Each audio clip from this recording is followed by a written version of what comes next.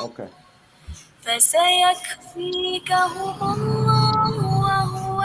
You know, these days I can say and confirm that 100 trucks that coming to Gaza is not enough. We need at least 600 trucks to for food. That's in terms of food. We need 600 trucks. I can say we, as a Palestinian who's living in Gaza, we have some change. We have some change in Have terms of improved. food that they allow, but that's not enough. That's really not enough because, as I mentioned, we have to buy this food by our money, and most of the people they don't have money to buy it. Munzer, Munzer, do you have any idea about the medical supplies and medications? Are they getting in to the hospitals? Only three or four trucks coming to Gaza with the medical humanitarian aid, Okay. and Before that's truck. not And do enough you because we recently or for the last 2 weeks we have, as I mentioned all the time, that 100 to 150 every single day. We losing people 100 to 150 every day. They are innocent civilian people. They are just trying to get a humanitarian food. And that's okay. That's not okay actually for us to lose every day 100 to 150.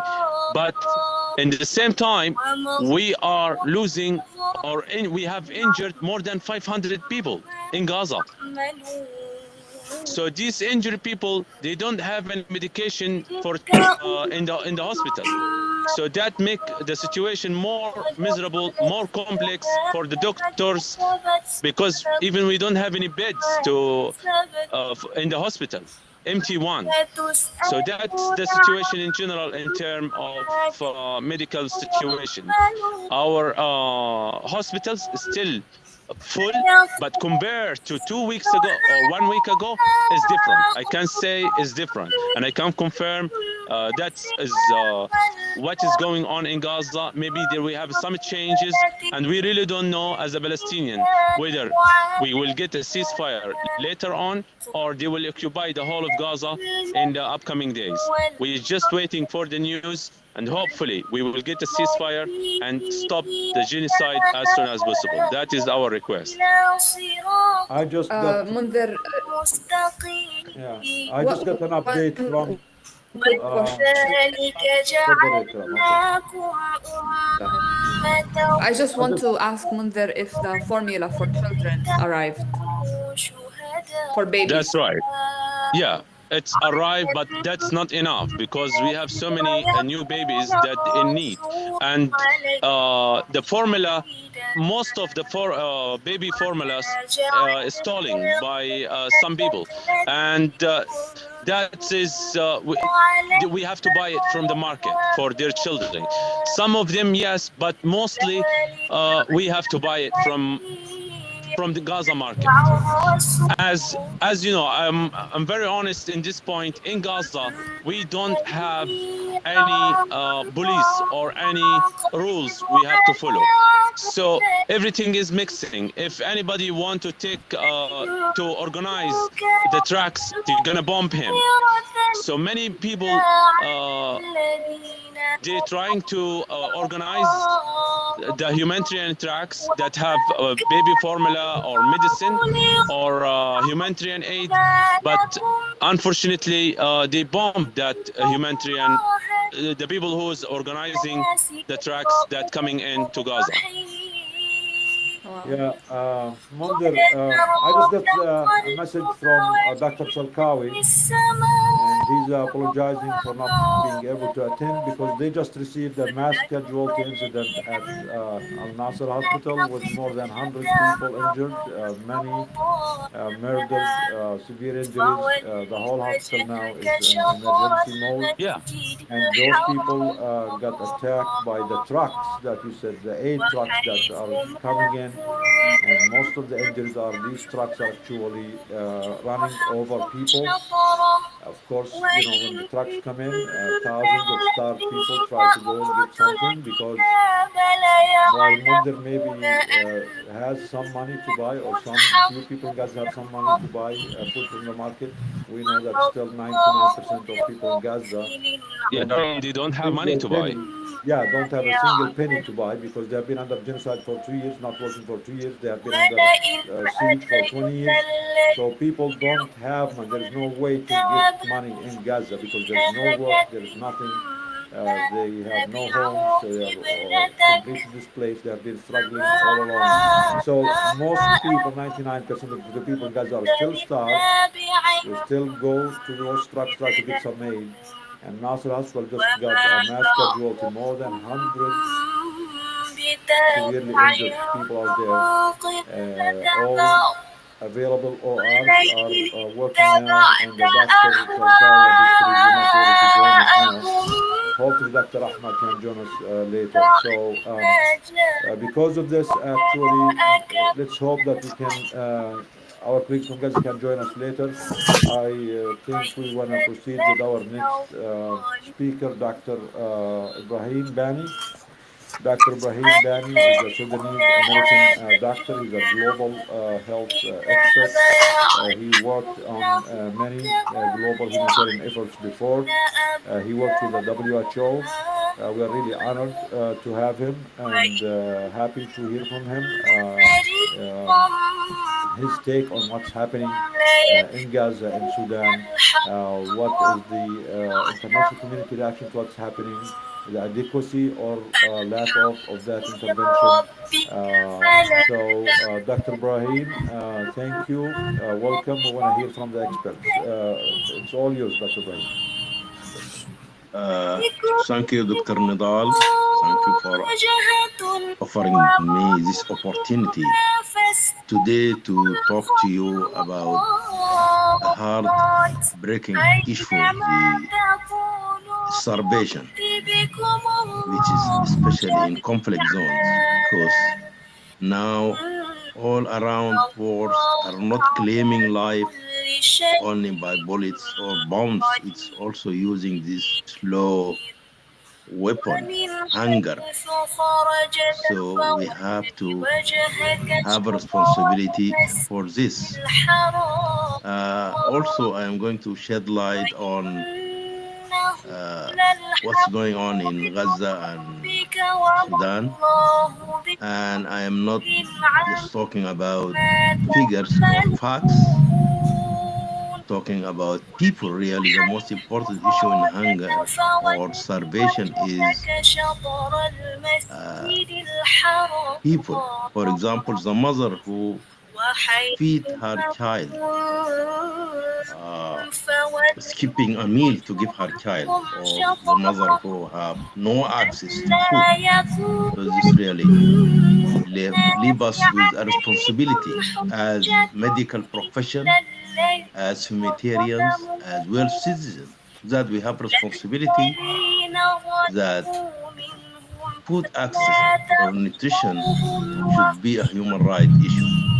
This is very important. So let us begin our journey first. Mainly, I will going to talk about just to raise the awareness about this concept of starvation. I will talk about the definition and starvation in two hot areas in Gaza and Sudan, food security, the concept, and refeeding syndrome, another issue related to starvation. So starvation can be generally as a severe deficiency in caloric intake, energy, or nutrients, minerals, and vitamins, or starvation as a medical issue. It is extreme malnutrition because of prolonged deficit in caloric intake, leading to weight loss, muscle atrophy, and even organ failure and death. Usually, starvation can lead to this within 45 to 51 days without going without food. But the survival varies according to the intake of water. Uh, for prevention, usually during this People, they sometimes they take fluids like water or oral rehydration salts, salt water, to prevent dehydration, because dehydration can lead death within few days, only 1 to 2, 3 days maximum. What are the causes of starvation really in conflict zones? Mainly it's related to armed conflict, displacement of the population, and disruption of the food system, delivery of food markets, and even sometimes targeted destruction of agricultural farms in some wars. And the impact will be mainly on civilians, leading to acute malnutrition, leading to increased mortality and death, especially among children below 5. And also, it may affect children in their development, leading to delays in their development. The vulnerable groups in starvation usually are children under 5, pregnant, lactating mothers, elderly, and displaced population.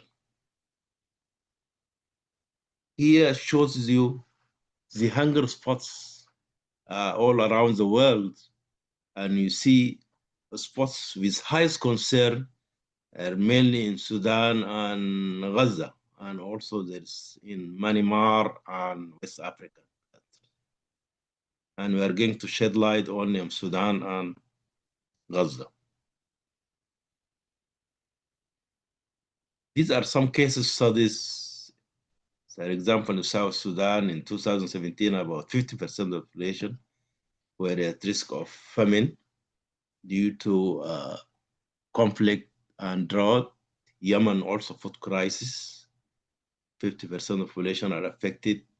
Tigray region in 2022, about 200,000 people died due to famine. And today we'll shed light mainly on Gaza and Sudan. Here, the recent report in April that shows about 71,000 cases of acute malnutrition and 141,000 of severe malnutrition, and pregnant lactating mothers malnourished also about 17,000. This in Gaza. And this is projected. This is using the integrated food security phase classification. This is a global indicator used by UN agencies. It shows a projection from May to September 2025 in northern Gaza that about 30% of population are at risk of famine. And Gaza 25%, Deir al-Balah 15%, Khan Yunis 20%. And so there is high risk. Even if you take the whole country, we found that most of it are in emergency situation, all of it, almost. He also shows you the numbers that severe acute malnutrition, if you take northern Gaza, about 2,000 and 11,000 with global acute malnutrition, which is the moderate and severe malnutrition together.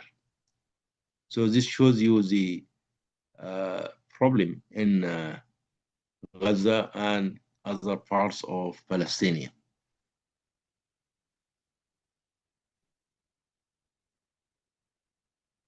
Here shows the issue of prevalence of acute malnutrition. This base, they measure the mid-upper arm circumference, especially if it's below 11.2 centimeters. And this shows the high level, especially in Gaza City, almost 18% were affected by acute global nutrition by July 25. This is very recent compared to other Deir Balah and Khan Yunis. So it's mainly in Gaza and high levels. And this is the food consumption score, which is very high. And the trend, as you see by July, it's almost 80%. This is a tool to measure the consumption pattern. See, it is very high, almost 80% by July reached. Compared to household hunger score, also this is a tool used that people go without food for almost 30 days, or even going over a night, going to bed without eating, or whole day without any food. So it is almost 20% or nearly 20% during July. In Sudan, according to this integrated phase classification of that, about 25 million of Sudan out of 40 million are really under food crisis, 8 million for under emergency need of food, and about 600,000 almost are under famine. Almost these are pockets of famine, especially in northern Darfur and some pockets in Nuba Mountains in South Kordofan. And situation expected to be worse now. This is in Sudan, as you see, the pockets mainly in Darfur and South Kordofan. These are one of the most important thing in addressing the food issue or health during crisis is the health cluster. In Sudan, there is about 34 partners, international organizations and national, working together to address this issue during the conflict. There are 19 international NGOs and 7 national NGOs and 3 UN agencies. They are working together in clusters. Starvation usually, as I said before, it is used as a weapon of war, and usually it is deliberate to food denial or siege, like what is happening in Gaza now. There is a siege allowing food to come in and blockage of humanitarian. There is no humanitarian passages for food. These are some nutrition indicators used to measure the problems of starvation, and especially using the global GAM. These are children below 80% weight or height, or suffering from edema or severe acute malnutrition, which they are below 3 standard deviation of weight for height, or the mid-arm circumference less than 115 millimeters. And these indicators are used sometimes in this standardized assessment of relief transition smart surveys. So they use these indicators to assess the problem of malnutrition.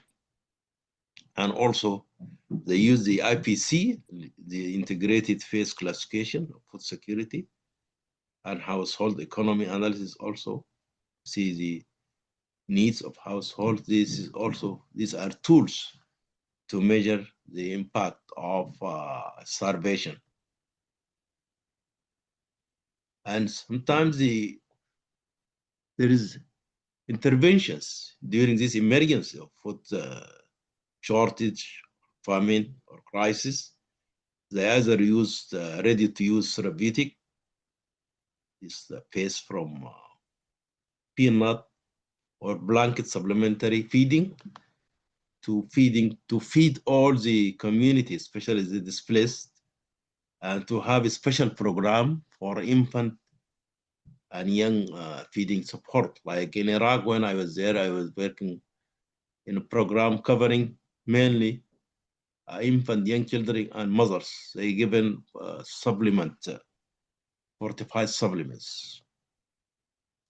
This is an example of this ready-to-use food.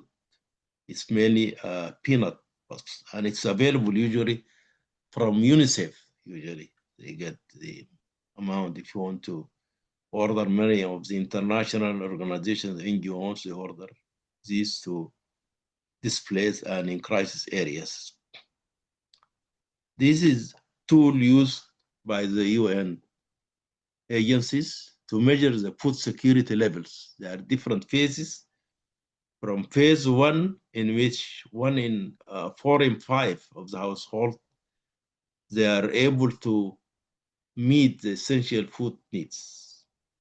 So this may be taken as normal.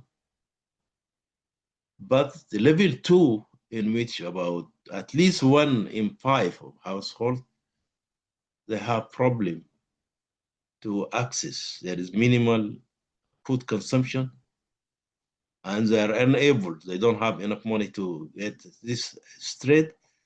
And this phase, we have to be an alert. You have to be alert in this phase. But phase 3, 4, 5, these are emergency.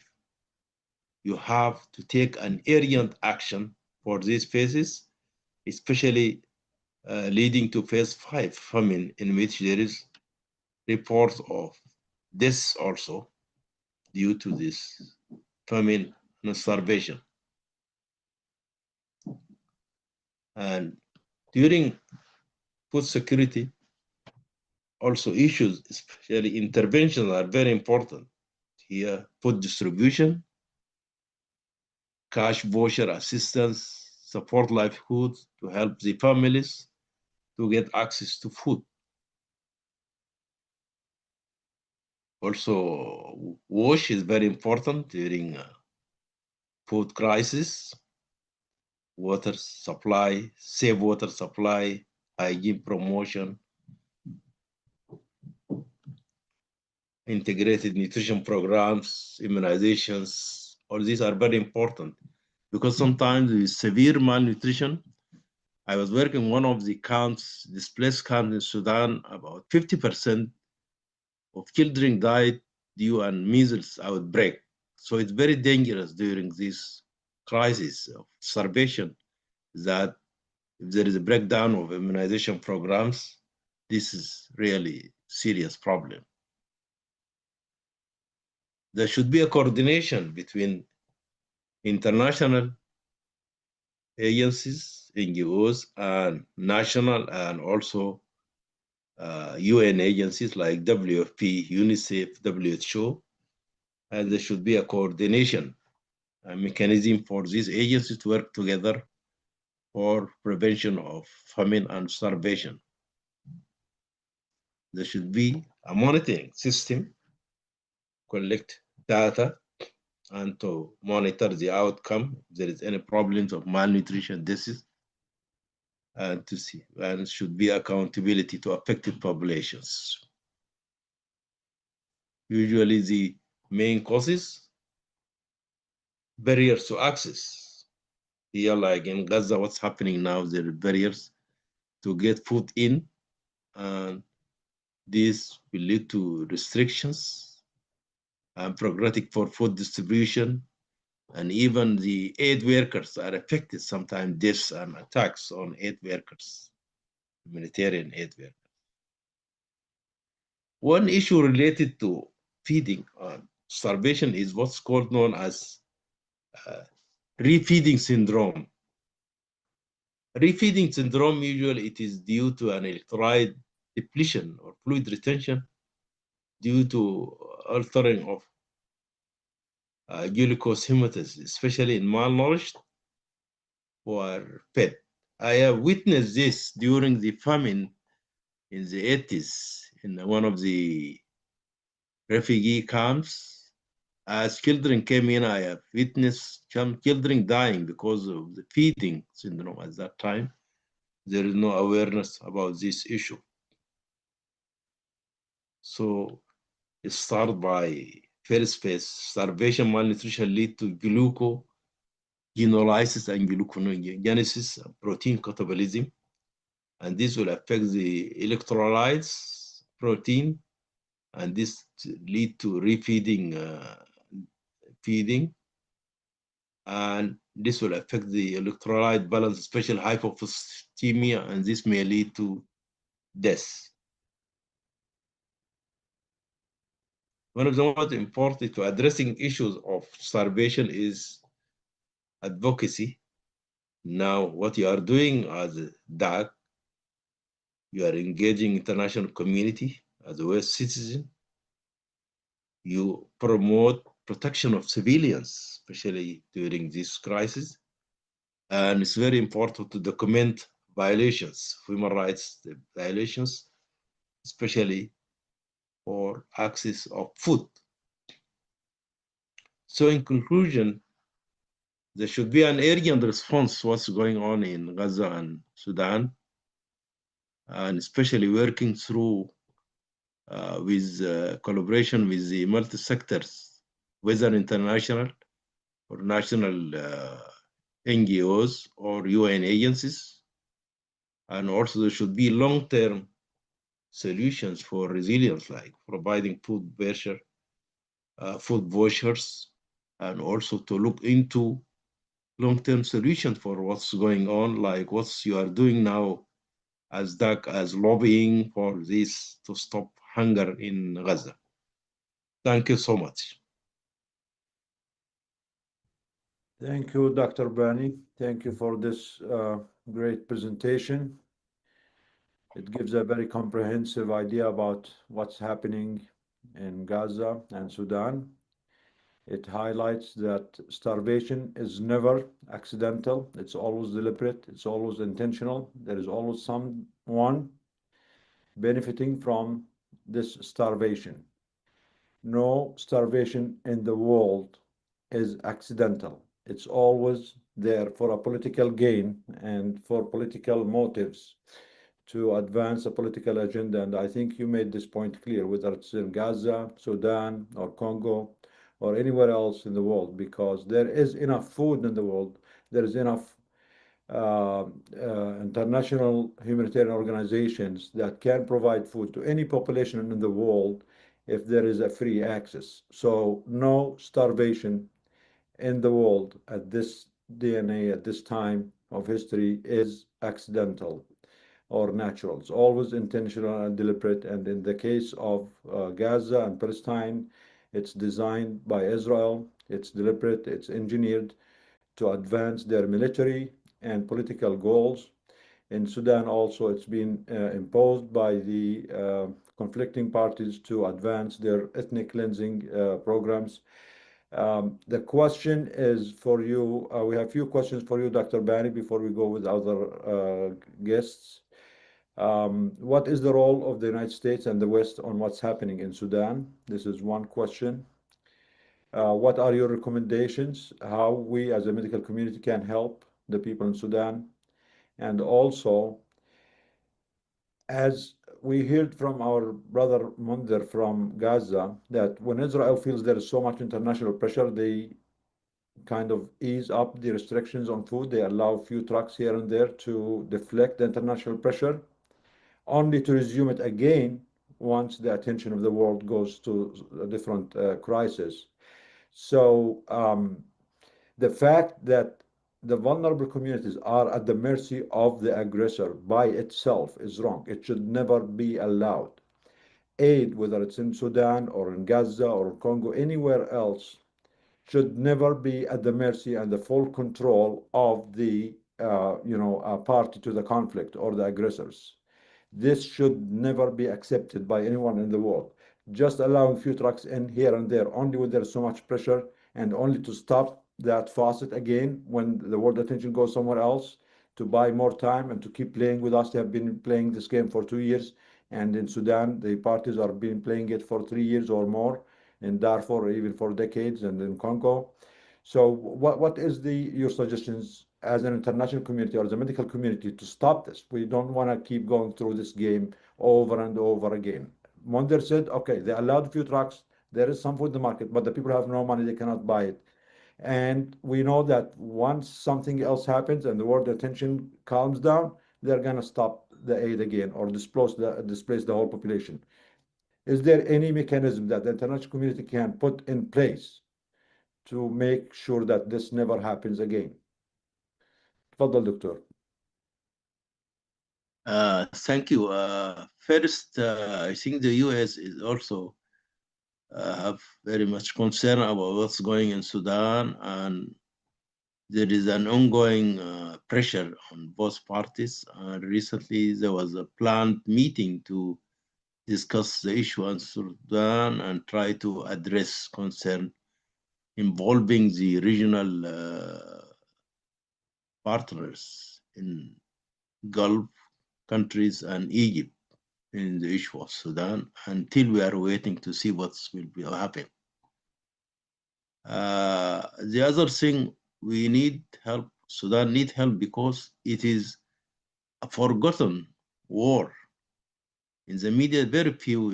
Yesterday, I have seen, for example, about 10 skips about news, 7 of them about Gaza and other countries, and Sudan, no mention about Sudan at all in the media. So we hope also in the lobby to speak also about Sudan, at least to be aware about what's going in some parts of Sudan, pockets of famine and deliberate starvation.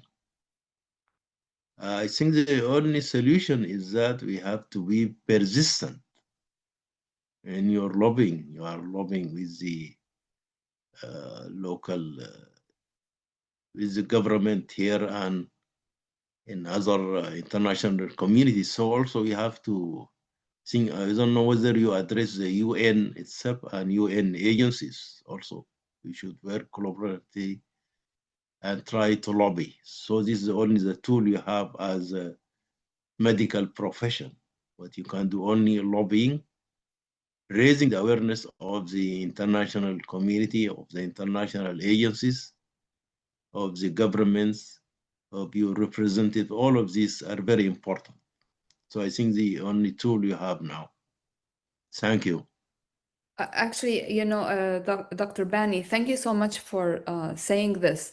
We at Doctors Against Genocide, we advocate. So we always try to identify where we can put pressure to advocate, and we much prefer to have the expertise of the community we are advocating for. So we are 100% sure what we are asking for, what is going on, and this we tried to work with some Sudanese groups, but most of the medical Sudanese groups are focused on the aid part and the access part.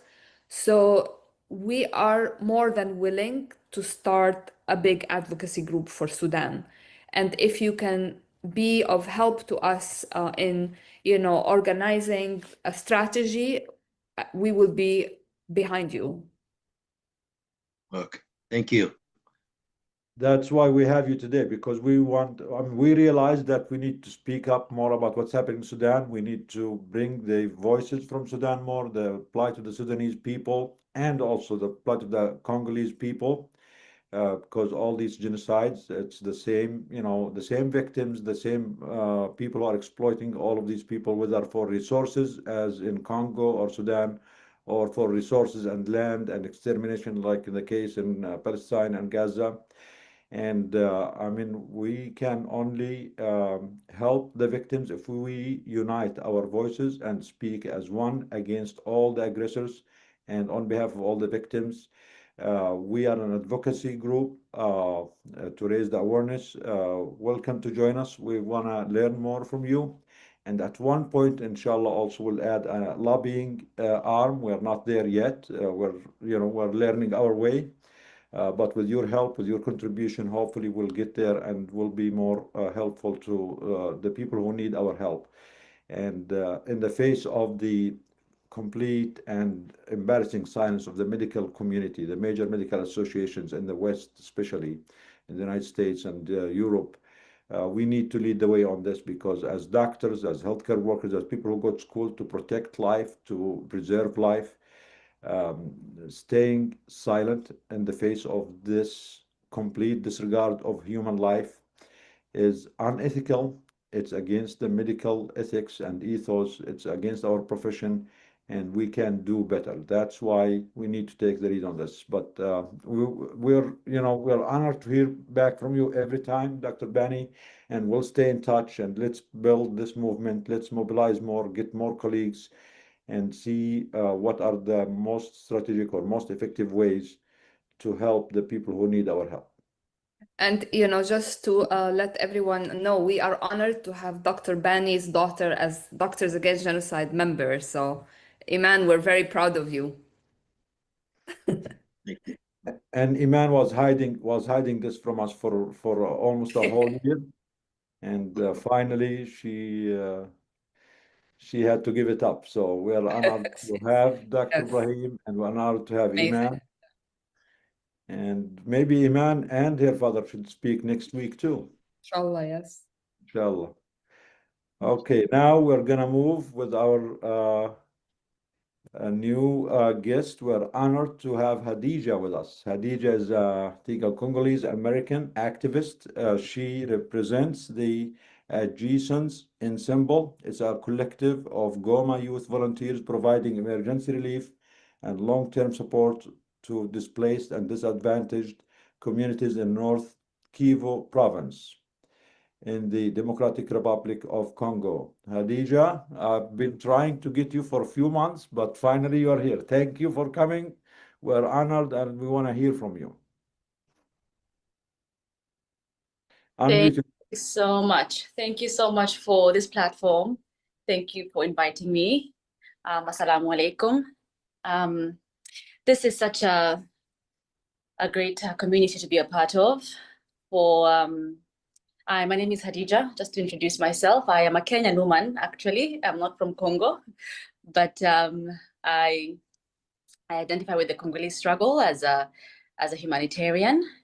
And yeah, thank you for having us here to bear witness and to also be informed not only about the geopolitical effects, right, that we often hear about when genocide is concerned, but also the effects on the human body, the physiological effects of genocide. It has been very touching and very informative to hear from all of the doctors who have spoken so far. So I thank you very much for this platform. So the Congolese struggle is very much intricately connected to the Palestinian struggle, to the Sudanese struggle, to the struggle for free Tigray, and many other places, in that all of these struggles are anti-Zionist struggles. And can you hear me? Yes, yes. Oh, okay. They're all anti-Zionist struggles. They're all anti-capitalist struggles. And they're all humanist struggles. So for the case of the Democratic Republic of the Congo, just to give you some context, it is the country that is right in the middle of the African continent. And it is the second largest country in Africa after Algeria, which is found in North Africa. And this country has been under war for a long time. Right now, there is a democratic government that is in place. So the war is mostly happening on the eastern side of the country, in the eastern provinces near the borders with Rwanda and Uganda, which are two countries that are proxies for the West. These two countries, Western-backed militias here are, attacking the villagers, or the people in these parts who are mostly villagers, mostly farmers. North Kivu province, especially, which is where I'm going to be talking about. That's where our organization, as you saw, Ensemble, which is French for Let's Act Together. That's where this Goma is the capital of North Kivu province in the east of the DRC. And so this is where we are based. And I'm also going to be talking about the work of Elvis Katoto, who is a British Congolese filmmaker who is documenting the plight of women and girls here. So I think today I wanted to talk about how rape has been used as a weapon of war in this part of the DRC. I spoke about those two neighboring countries of Congo that are being supported by the West and US, EU, even the UN in some instances has been found to be complicit in giving weapons and support to these militia, who in turn attack the people in the east of the DRC. And it is because of the wealth of the country, mostly coltan, a mineral known as coltan, which is the mineral that is found in all of our electronic devices. Everything that has a rechargeable battery has coltan in it. And this mineral called coltan is found in abundance in the eastern part of the DRC. This mineral has been sought after since the early 90s when this war actually broke out. So it coincides with, the advent of the mobile phone, video games, all of these electronics, and this electronic and technological age that we enjoy today. All of this is built on the back of the villages, hundreds of thousands of people, millions of people being displaced from their villages, so that these countries, the EU, the US, get access to this mineral, this very important resource that then goes on to power companies like Tesla, Microsoft, Apple, who have all been found to be entangled in this destruction of Congolese people's lives. I talked about this being an anti-Zionist struggle as well, because there are many Zionist actors in this part of the DRC. Most notably, a man known as an Israeli billionaire known as Dan Gutler. So all of those things, I think for me with my platform, I try and make the connections for people, because sometimes it can feel far removed. Khadija, Yes. Sorry to interrupt you. Can you say more about Mr. Gutler? What's his connection with Congo and Palestine? Okay, so Dan Gutler is an Israeli billionaire, and he first arrived in the DRC in the late 90s, and he arrived in the DRC at a time when the country was undergoing a lot of turmoil. What's been happening with the DRC, with Congo, is really, you can go back in history. The uranium that was used to bomb Hiroshima and Nagasaki, that was used in the first atomic bomb, that uranium was found in Congo. So this country has been used and been sabotaged. Its democracy has been sabotaged. Its people have been relegated to just an inconvenience, because everybody, the entire world, or the world superpowers especially, completely depend on these minerals that are found in this country. It was uranium back in the day. We can even go further back into the colonial era with the rubber plantations, when King Leopold II of Belgium, used brutal force to extract rubber and ivory, the rubber which was then used to power the automobile industry for tires. So all of these things, when you look into the history of Congo, you will find all of these connections, and you'll come to find that Congo has been the center, has been the sacrifice for most of our, it was the automobile revolution, and then the industrial revolution with uranium and copper, and now the technological age with cobalt and coltan. So all of these, the country is the wealthiest country in the world as far as mineral resources are concerned, and that is why Western powers have struggled for it, and imposing dictatorships and just sabotaging the entire country and its system from the beginning. So to go back to answer your question, Dan Gutler, Israeli billionaire, he comes to the DRC in 1997, makes deals with the current president there, who is trying to overthrow another president at the time, who'd been a dictator for nearly 20 years. And so Dan Gutler goes into the diamond industry of the DRC, and he makes deals, exchanges diamond mines for weapons, gives the people who want to come to power in the DRC, he gives them weapons in exchange for monopoly over the DRC's diamond mines and the diamond industry, the diamond trade. And we know diamonds are an important at the bedrock, basically, of the Israeli economy. We know that, but Israel does not have any diamond mines. So those diamonds come from places like the DRC. Mostly the DRC is where those when you hear talk about blood diamonds, that's where they come from. And Dan Leffler has been instrumental in this entire global financial. It's just he makes nearly $250,000 in royalties through corrupt means. He will, blackmail politicians. He will do all of these things. He has been sanctioned by the U.S. government, and then those sanctions end up being dropped. But he is still heavily embedded in the DRC's diamond trade, and that is basically what the revenue from that diamond trade he uses to build settlements in the West Bank. He uses that revenue to just run this. We understand according to Francesca Albanese, we understand the economics of genocide.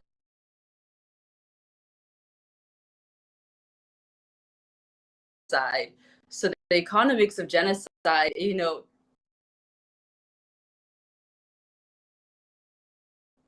you can trace it to Congo, and those diamonds that are then funneled out into revenue to build whatever that needs to be built, displacing Palestinian people and terrorizing them. So that is mostly why Congo is in the position that it's in today, because of its immense natural wealth. And so things like rape of women, mass rapes, are used to forcibly remove villagers from their homes and to make them never to want to return to their homes. So they are put in refugee camps in their own country. They are put in refugee camps in the city of Goma, which is found in North Kivu province in the east of the country, is sort of a humanitarian hub for that. It has been known for many years to host many refugees who are fleeing from the more rural parts of Eastern DRC. And these rural parts are where these foreign companies will set up gold mines and will most of the time capture villagers, kidnap villagers from their homes, take them to mine gold, take them to mine coltan by force, right? And then just simply, this place has been made almost it's lawless at this point because of just how much the world powers want from this soil. And so a rape especially is being used as a weapon of war, because when you rape a woman, especially in front of her family members, then you break the entire fabric of that society, because women, especially in African society, are just let me know anytime you want me to stop. I know I'm saying a lot and I'm pulling from different places. Just let me know if you need me to stop at any time. No, don't stop. No, don't stop. Keep going. We want to hear more. We want to hear more. Okay. Okay. Thank you. Very, very important. Thank you for educating us about it. Yeah. Of course, absolutely. Thank you for the platform, and I think it's important that we are all here and we can all see the connections within our separate struggles. So when they do this to women and young girls, they break the fabric of their society, because women are the bedrock of usually traditional African society. They're the ones who go out to the farms, and remember, many of these people are farmers. So when you take away their food source, right, because you are going in there, displacing them in the hundreds of thousands to get access to those minerals, and so you've taken away their food source, and then you terrorize them by inflicting this kind of pain and dishonor on their women. And so in that way, it sticks with them. I can't go back to that place. So they come usually to Goma, where there was a humanitarian crisis, because humanitarian aid workers like the Red Cross and I had a chance of actually going to Goma. I've been to Goma. I've been to the region. So you will find where a camp, a refugee camp. There were about, I want to say, 130 different refugee camps, or about that number. And each refugee camp will host maybe 60,000 people, right? Or more, depending on how large it is and depending on just how much fighting is happening, because people are always tripping in to the refugee camps. So Doctors Without Borders have been there. They will try and build toilets for people. They will try and go tent to tent, immunizing children, but they're overwhelmed. They definitely become overwhelmed, and things like cholera outbreaks are rampant, and that is what mostly, when you hear these numbers, like 5 million people have been killed since the genocide started in 1996 in Congo. Many of them are half of them are children under 5 years old, and many of those deaths are as a result of war-related illnesses like cholera outbreaks. So they'll just wipe out an entire refugee camp because, as I witnessed, there's nowhere to use the bathroom, there's nowhere to wash your hands. Just a crisis that has really largely been ignored in the media. If it is not being talked about in the context of mineral resources, then it's not being talked about, because the cost, the human cost, is really underplayed in the media. We're not shown these images. We are not the platforms that are there working really hard online are people like Elvis, who I was hoping would be here with us today, but he's on the ground in the region, so he's very active, especially on Sundays with doing food distributions and things like that. So if it's not those local people who are personally invested in the region, mainstream news media, and as we can see that through all of our struggles, the Palestinian struggle included, mainstream media really underplays the difficulties that people are going through there. So I personally work with a youth volunteer organization, like I said, called Agissons Ensemble, meaning let's act together. And what we do is we are raising funds. We have a GoFundMe. You can find it on my platform, in my bio on my platform. We have a GoFundMe. The GoFundMe's name is Let's Act for Congo. And we are basically a collective of young Congolese men and women who want to give moral support, material support, whatever we can, with the rest of the world joining us, with the support of the world. No effort is ever too small, because $10, $5 is life-changing. It will help somebody live through another day, right? With the people that we are trying to serve. So, we will go door to door looking for, children who need a trip to the clinic, children who don't, or women who need a trip to the clinic. Maybe they're heavily pregnant and they can't get to the nearest clinic. One of our volunteers will bring a taxi to her. Those sorts of things. We came across a child who had a severe skin condition and he just didn't know what to do. So one of our volunteers got him on top of got a motorcycle, and they both got onto it, and he was driven to the nearest clinic, and he was able to get a prescription. And we explained to the mother how to, apply the topical creams and all of that. And then we went back, and the boy's skin condition was improving. Things like just relief, emergency relief in the way of food, building shelters for some people who do not have, the UN migration agencies usually build most of the shelters in the displacement camps, but some people just are not lucky. The tents, the distributors run out of tents, so they have to buy some tarp. They have to buy some kind of material to build their own shelters. So we support with that as well. Medication, water, just really basic needs, because we believe that, for the Congolese struggle to and revolution to happen, the people have to be there. Like, we cannot ignore the, life-giving, the things that we consider, mundane, like food and water. Those people need it so that they can live to fight another day, to see the revolution happen. So that's sort of our philosophy. So Agissons Ensemble works together with Elvis Katoto, who is, like I said, the British Congolese documentarian filmmaker, award-winning filmmaker. He is really amplifying the plight of women and girls. So Mzee Elvis has an organization called Ubuntu DRC. I will leave everything in the chat. Ubuntu DRC. That's UBUNTU DRC. Ubuntu is an African philosophy that basically means I am because you are. So it is a philosophy of community.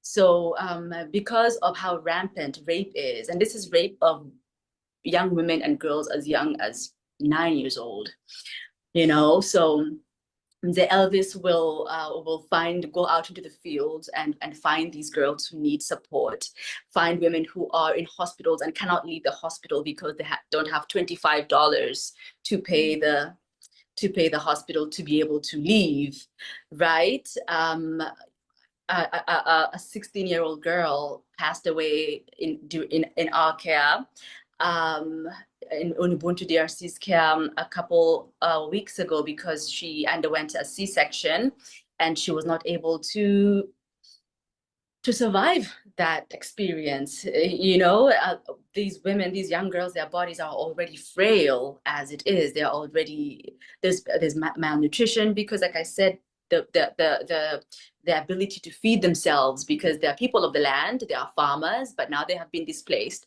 So food is scarce, right? And so they're weak, but then they have to carry a pregnancy. And this is not one or two people. This is hundreds, if not thousands of young women and girls, right? Wow. So this is rape being used as a weapon of war. If any of you are familiar with the work of Dr. Denis Mukwege, I will also leave his name in the chat. So Dr. Denis Mukwege is actually a Nobel Peace Prize winning gynecologist, Congolese gynecologist. And he is a world-renowned gynecologist. He works in the region. He works in South Kivu province, which is very close, is the neighboring province to where Elvis is. Elvis and Ubuntu DRC are. So Dr. Denis Mukwege has been working to repair fistulas for women and girls who have been violently raped. Yeah, and basically give them, it's an oasis. Pansy Hospital is the name of his practice. So it's an oasis for these young women and girls to come and to, you know, they will be physically mended, and then they will, you know, learn vocational trades like sewing or dressmaking, you know, things like that, right? Teaching, nursing. Some of the girls who are actually treated at Pansy Hospital will come back as nurses, as doctors, back to the hospital, because this rape as a weapon of war has sort of become culture in these parts, just because it is the easiest way through which you can really terrorize and demoralize and just extinguish the morale and the power of people as a society. So the work of Dr. Denis Mukwege is very important, and he's also a very vocal humanitarian activist for the DRC. So I would suggest to look into his work a little bit. But thank you so much. Yeah, that is mostly just what I wanted to share. And yeah, if anyone has any questions, I am here.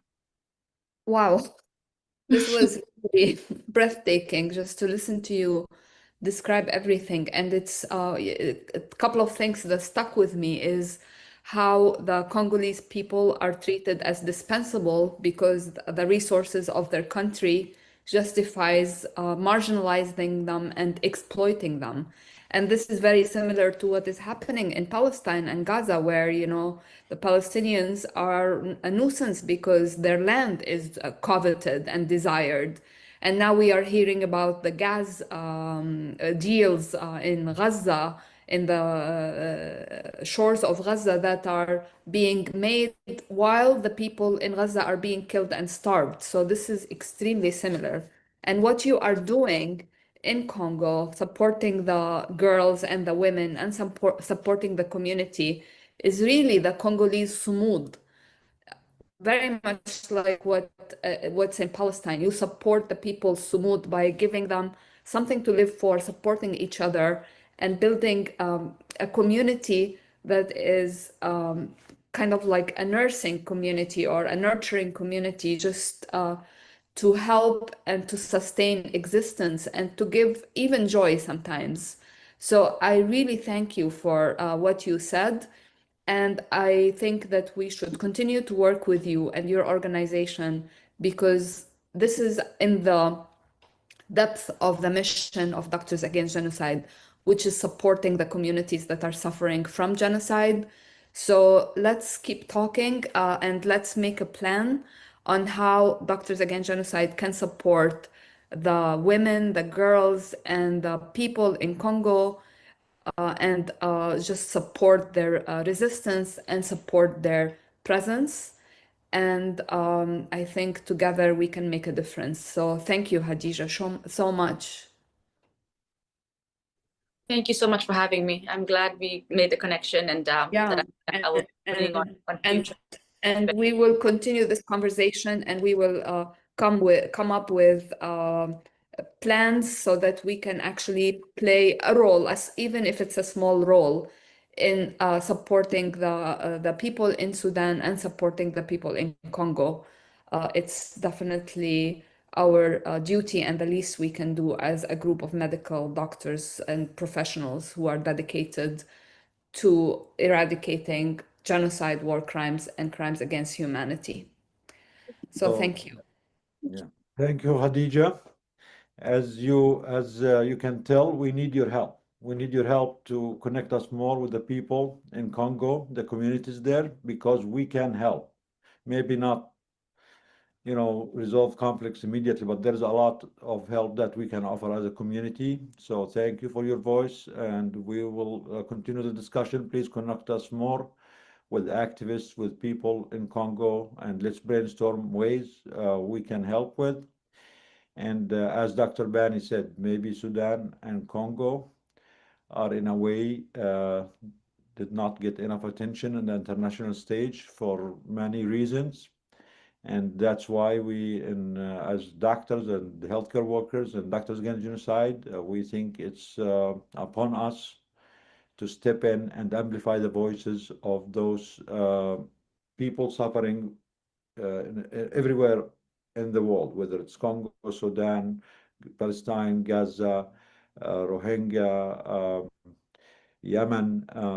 So we want to hear about it all and mobilize the medical community and the international community and amplify the voices of the people who need our voice. And your presence, your help, your work with us, inshallah, will be very meaningful and very productive, and we'll do it one step at a time. Now, any more questions? Should we move with the next? Do you have any final thoughts, Khadija, or it's okay to move with our next speakers? No, I just wanted to say thank you. I see all the comments in the chat. The Elvis Katoto, who was I was hoping would be here with us, I've just seen his message. He's been listening on the go as he works with our young women and girls with Ubuntu DRC. I have left the resources in the chat. If you would like, please go and follow us and connect with our communities. And this is a great opportunity. I will be back listening in and sharing more with Hadija, I don't see the resources. If you can text them to me, I will put them in the chat for everyone. Okay, no worries. Okay. And if you can put the link for your GoFundMe, that would be great too. Okay, I will put both of them. Thank you so much. Thank you. I'm here listening. Thank you. Thank you, Khadija. Now we move with our next speaker, Dr. Ismail Abdul Qadir. He's in United Kingdom. He's a senior pediatric registrar and has a special interest in neonatal medicine and neonatal health. He's going to talk to us about the impact of starvation, especially on children, and the issue of refeeding challenges and refeeding syndromes. Dr. Ismail, thank you for being here. Thank you for providing your expertise on this. It is unfortunately something that we as human beings in the 21st century should be ashamed to even have to discuss this, unfortunately. As we said, these are all deliberate, these are all intentional, man-made. These should be all preventable things. No child, no human being should be starved to death or have to go through the challenges of refeeding. But here we are because of the impunity. The international system is allowing to those who are exploiting the victims. Here we are forced to talk about subjects that should not even exist. But again, your expertise, your help, your voice is important. Thank you, and it's all yours. Jazakallah khair. Assalamu alaikum. Can you hear me? Yes. Yes. Yeah. Okay. My name is Abdul Qadir. I'm a pediatrician with a special interest in neonatal medicine here in the UK, and I'm one of the directors of think tank called Pre-Hospital Aid, FAID. And one of my colleagues, Dr. Huda Mahmood, is here as well. And so, inshallah, we will be this presentation. We will be giving it in two parts. The first part I'll be giving, which is where I'll be talking about some of the work that we've been doing in pre-hospital aid, which was started after the genocide in Gaza began. And then the second part of the presentation, which is on specifically on refeeding syndrome, will be given by my colleague, Dr. Huda Mahmood. And then I think there's a couple of small presentations that she'll give as well after this, inshallah. So I'll make a start. Are the slides? Can you see the slides? Are they changing? Yes. Okay. So what is pre-hospital aid? So the initiative aims to reduce morbidity and mortality in regions that are affected by natural disasters or conflict by providing basic equipment and preemptive training to members of the public. And the aim is we teach emergency pre-hospital care. We equip individuals with life-saving skills to help reduce the burden of injury and illness, and that helps to build long-term community resilience. This was born from a recognition that in areas that are affected by natural disasters or conflict, access to healthcare can be severely curtailed or non-existent. And so how can we help people help themselves? So why do we need FAID? So these are just some very basic statistics. So in 2024, we've seen an increase in political violence over what happened in 2023 by 25%. And if we look at 2025, I'm sure that figure is even higher. In the last 5 years, we've had a doubling of global conflicts, and it's probably only going to continue to get worse. 1 in 8 people are exposed to conflict, and 223,000 people were killed. And again, these are pre the genocide in Gaza, and probably doesn't include statistics for what's happening in Sudan, Congo, and other places like that. The frequency and intensity of natural disasters is also increasing year on year. And of course, human action is also driving this. On average, natural disasters kill approximately 40 to 50,000 people per year globally. And again, probably only going to increase. Low and middle income countries are at greater risk of natural disasters and military conflict, and that adversely affects their already strained healthcare system. In regions affected by natural disasters and conflict, as I said, access to healthcare can become even more difficult, if not impossible. So FAID aims to provide basic equipment and training to empower members of the public so they can help themselves and others. How do we do it? So we make these educational materials and basic medical packs using a multidisciplinary and specialty approach, including humanitarian healthcare workers with expertise in delivering healthcare in low and middle income countries during natural disasters and conflict. So these are the members of that make up our team.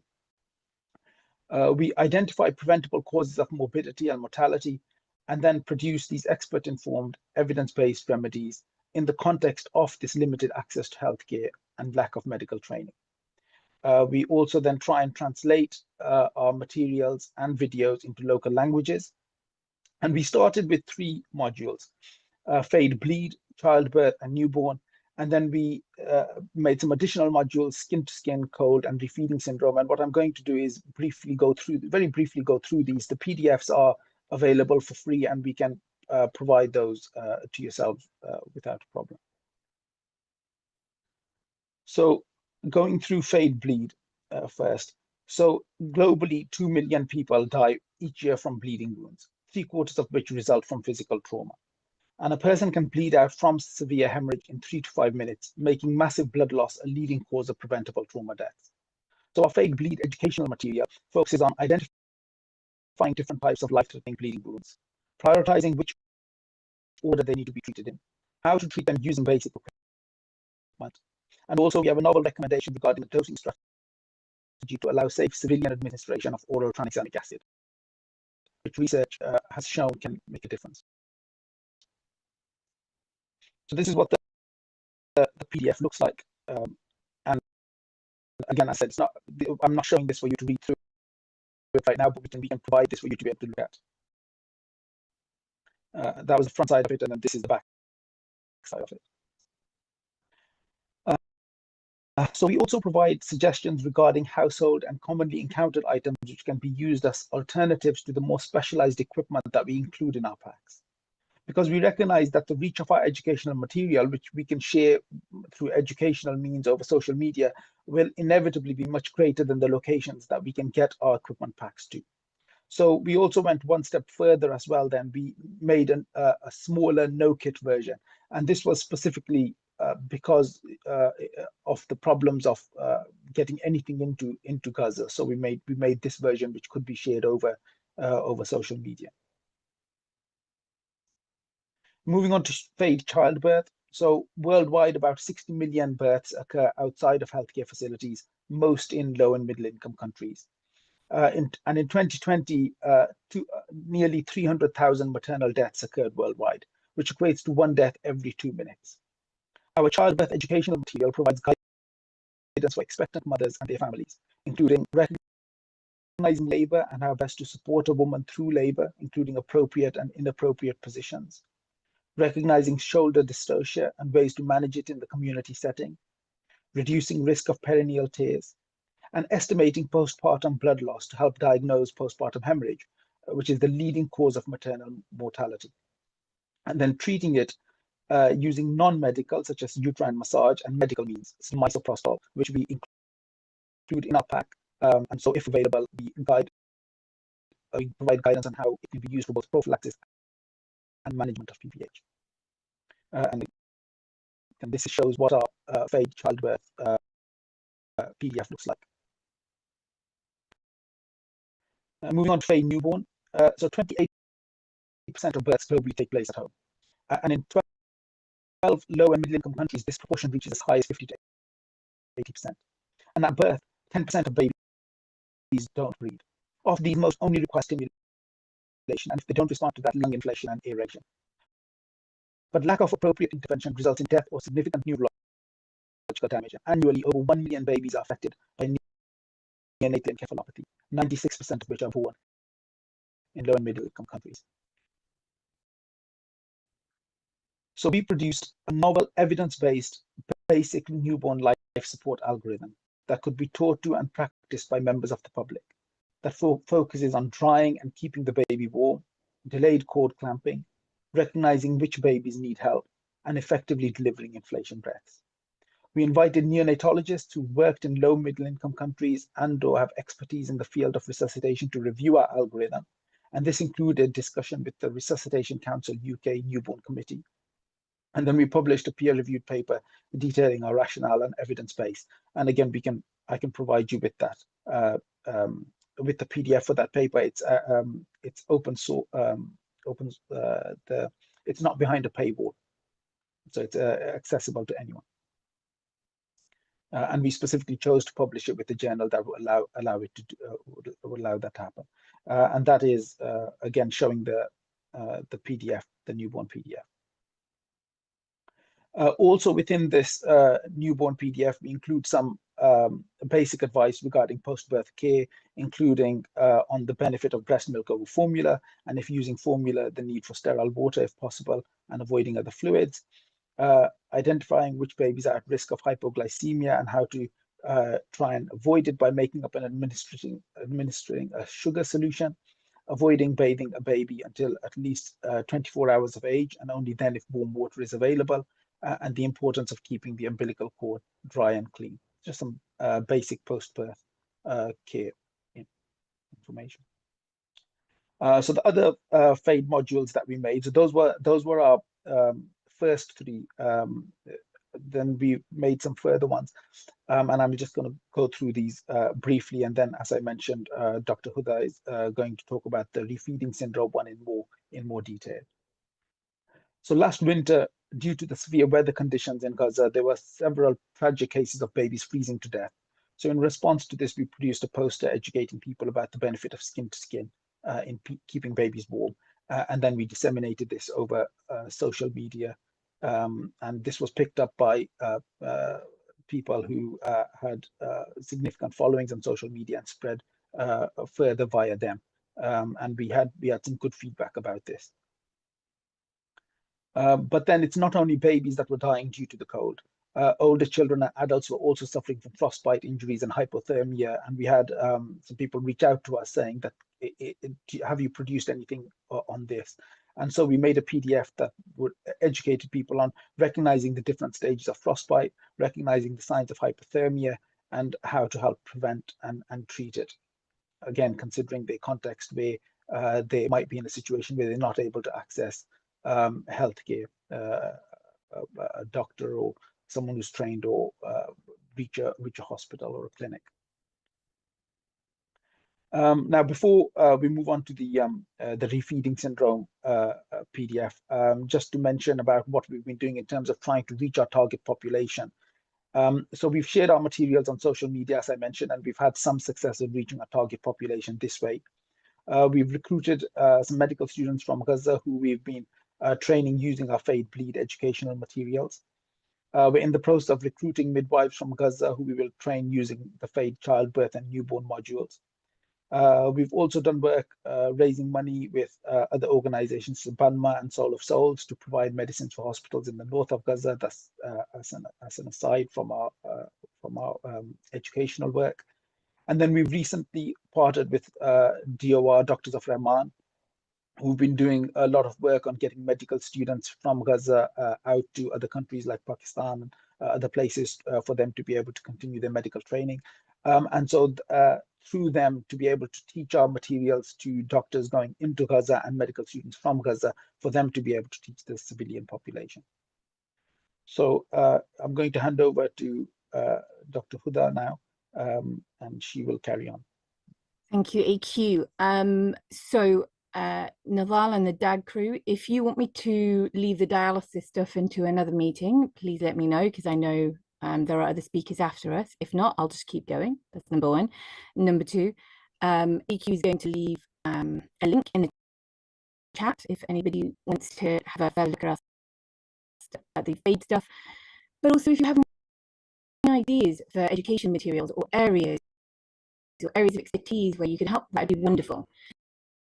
So now I'm going to go and talk to you about the nerdy stuff. So when the ceasefire, I'm going to use that for word we all know it's farcical, but it was announced in January 2025. Our concern was the potential of refeeding syndrome. Now, for those of us who are general physicians as well as our primary specialty, we do come across refeeding syndrome in hospital care quite commonly. And the question is, well, how do you protect a population that has been starved from refeeding syndrome when the healthcare system has been obliterated? And so we worked on this with dietitians, neonatologists, and a few other experts in the field. And AQ, I'd be very grateful if you could go on to the next slide. And just to give, thank you, and just to give context, that the mortality reported in some pretty old studies from the 1950s suggests that mortality from refeeding syndrome alone can be up to 20%. So my thought around this is, was a mortality associated with malnourishment and starvation. And there is this added superimposed mortality risk with refeeding syndrome. So a little bit of history. Like I said, I'm doing the nerdy bit. So Roman historians described refeeding syndrome after the siege of Jerusalem. That the irony of this is not wasted on me at all. And those who overindulged after a famine died, while those who ate in moderation survived. And that was the extent of the information that we have at that time. But more information has really come about in post-World War II. Believe it or not, there was a controlled trial in the 1940s in Minnesota. Conscientious observers who refused to participate in the war were recruited to this trial, and they were calorie restricted, starved, that they were made to exercise. And then there was a cohort that ate what they wanted, a cohort that had a certain calorie regimen, and then another cohort. And they tried various cohorts with different introduction of different nutritional elements. You can see the pictures. Again, a lot of refeeding was noted to happen in prisoners of war after they were released and refed. And the common symptoms, which we'll go through, and the common modality of death is cardiac, and often they suffer from neurological problems. Next slide, please. Thank you. I wanted to talk a little bit about starvation because there is a difference in, but also a common overlap in some of the symptoms experienced by both. So starvation is how the body tries to conserve its energy in these calorie deplete situations. So it goes from glucose to glycogen, fat, and protein. I've forgotten the word, but it'll come to me in a moment. So serum insulin levels decrease. Individuals become hypothermic. They become bradycardic, so their pulse slows down. And I put an asterisk there to remind myself, because I often forget, that actually it's noted that those who have a normal pulse while they are starving and hypothermic are often more likely to experience refeeding syndrome. And although that might not help the general public, it is important for healthcare workers in these situations to know. Along with being cold, having a low pulse, their blood pressure is low. Now, what's interesting is their total body deficit of vitamins and electrolytes is low. But often if they're measured before feeding commences, they can be normal. But that doesn't mean they are normal. It's just the serum vitamin electrolyte is normal. And that is not a reason to relax and think, oh, this person is not at risk of refeeding syndrome. We all know that malnourished patients and starving patients suffer an immunocompromised state. They are more likely to get infections they wouldn't have done. Let's look at Gaza, let's look at impetigo and the awful skin infections that are rampant in young children in Gaza. They get cardiac atrophy, they get bowel edema, so whatever little they do eat, they're not necessarily absorbing. And then we see this in the images that are incredibly distressing. There is apathy, there is withdrawal, there is listlessness. Oh, no, if you don't mind going back up, sorry. Thank you. And to the side, I've not, because we have unfortunately seen the horrible picture of Gaza. I, much like the other speakers before me, want to remind everybody that starvation is rampant within the Middle East, and I should use Arab countries in North Africa and Africa. And it is deliberate. The top picture is from 4 years ago in the Independent newspaper of a Yemeni child. The middle picture is from UNICEF 9 years ago, and it was describing the horrors of the sanctions on Iraq, which happened in the 90s. 500,000 Iraqi children starved to death in that decade. And comments like collateral damage and it was worth it was used by the US establishment. And then the bottom picture is from about 7 years ago from Global News of a Syrian child. Syria really hasn't escaped turmoil and tragedy. And sometimes I think it hasn't had the same spotlight as other countries in terms of how much the Syrians suffered. And much like my other speakers, over the last 20 to 30 years, the result of starvation, no, forgive me, the cause of starvation is a result of aggressions from malignant forces. They are not natural disaster related. And I think, if anything, this is what this webinar has said over and over again. There are malignant forces that are deliberately orchestrating starvation, and they are purposefully maintaining it. Thank you. So going on to the next slide. So now on to refeeding syndrome. Again, nerdy physiology. So we've gone from normal, where the body uses glucose for energy, then it's gone to glycogen, fats, proteins in that order. And then when refeeding starts, the reintroduction of nutrition, there is a sudden switch back to the original pathway. So glucose is used for energy. This triggers a spike in the insulin, particularly so with more carbohydrates than fats and protein intake. Now that spike in insulin causes, and if you remember, I said the total body deficit of electrolytes is low, but actually they can appear normal within the serum if you do tests.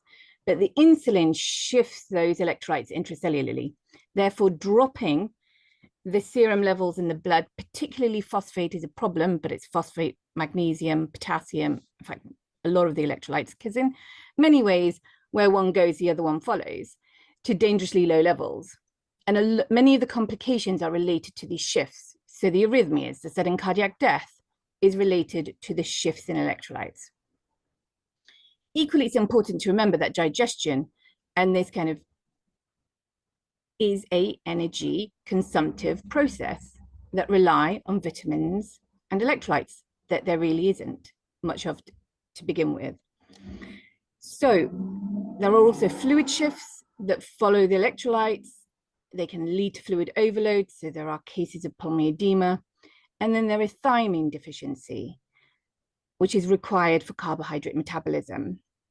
And this is all important because it goes on to explain why we've suggested the treatments that we have in the leaflet.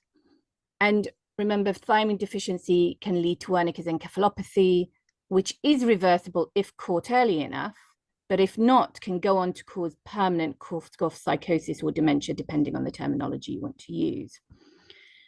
Okay, please, may we go to the next slide?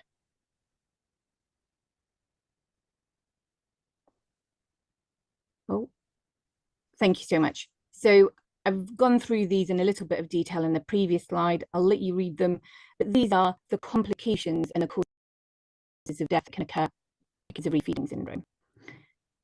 And if we can go to the next slide. Thank you. So now we're on to the leaflet. This is, as AQ suggested earlier, as I said, there is a thing called refeeding syndrome. It's real. You know, in hospital medicine, we check for it. There are very rigorous guidelines on who we would screen for refeeding syndrome. And now we have entire populations that food is going to start to be reintroduced. So how do we reduce the risk of morbidity and mortality from refeeding syndrome? Because it is real, there is a risk of it, and there is a mortality risk associated with it. So let's try and mitigate for it in a healthcare system that's under crisis. Next slide, please. So again, taken from the leaflet, and we have really tried to narrow down and make this as simplistic for the citizen, someone who hasn't necessarily done any healthcare related science or study or knowledge, to be aware. So have they eaten very little or not for 5 days in a row or more? I think most people can understand that. This might be a bit more difficult in some areas, but have they lost 15% or more of their original body weight in the last 3 months? So we've kind of, knowing that some people may not have scales, we've given some arbitrary sort of guidance. Have their clothes become very loose? Can they see their bones showing? Are children failing to thrive? Those with chronic illnesses and the elderly. And the longer somebody has been malnourished and starving, the more likely refeeding syndromes to happen. And those with a higher BMI, those who are overweight, can still have refeeding syndrome if they've gone through a period of starvation. Next slide, please. So again, it's about recognizing it, educating the layperson, the non-medic, the non-healthcare worker, how to spot a situation despite a broken healthcare system. Let me rephrase that: a purposefully damaged healthcare system. If we can move forward, please. Okay, these are the symptoms of refeeding. We've tried to use language that we hope the everyday person can understand. Again, as my colleague Abdul Qadir has alluded to, we have translated these in Arabic. We have them in Arabic. We have, and can, if people suggest the language, will happily translate to other languages. If you don't mind moving on to the next slide. Okay, the important stuff. So for the first, so it's about reintroducing reduced calorie intake. Now, if you were to work in a hospital, it's we measure it per kg, we measure it per calorie, we calculate it. We can't do that in many of the countries that we've already mentioned. Don't think we can do that in Gaza for the everyday individual. So we've gone for approximates based on what they've previously eaten in terms of plate size. So for the first 3 days, give them a quarter of what, so an individual should eat a quarter of what they would have done pre-starvation. And you can see that in the top row there. So the first day 1, day 2, day 3, a quarter. We go on to what they should eat in the next slide. Then day 4 to 6, half the plate size, and then by day 7, a normal plate size. So we are introducing nutritional input in a measured and stepwise way. Thank you, Abdul Qadir. Could we go on to the next slide? So now what to eat. And it was really pertinent, and forgive me, I've forgotten the name of the Ghazan doctor, and if anybody wants to shout it out, who said food is coming in, and it was sugar, flour and cheese. And I wrote them down because actually, what do we not want people who are getting reintroduced to food to eat? Carbs, flour, sugar. It's fruit, it's veg, it's foods that are full of protein and fat, and we've linked them here.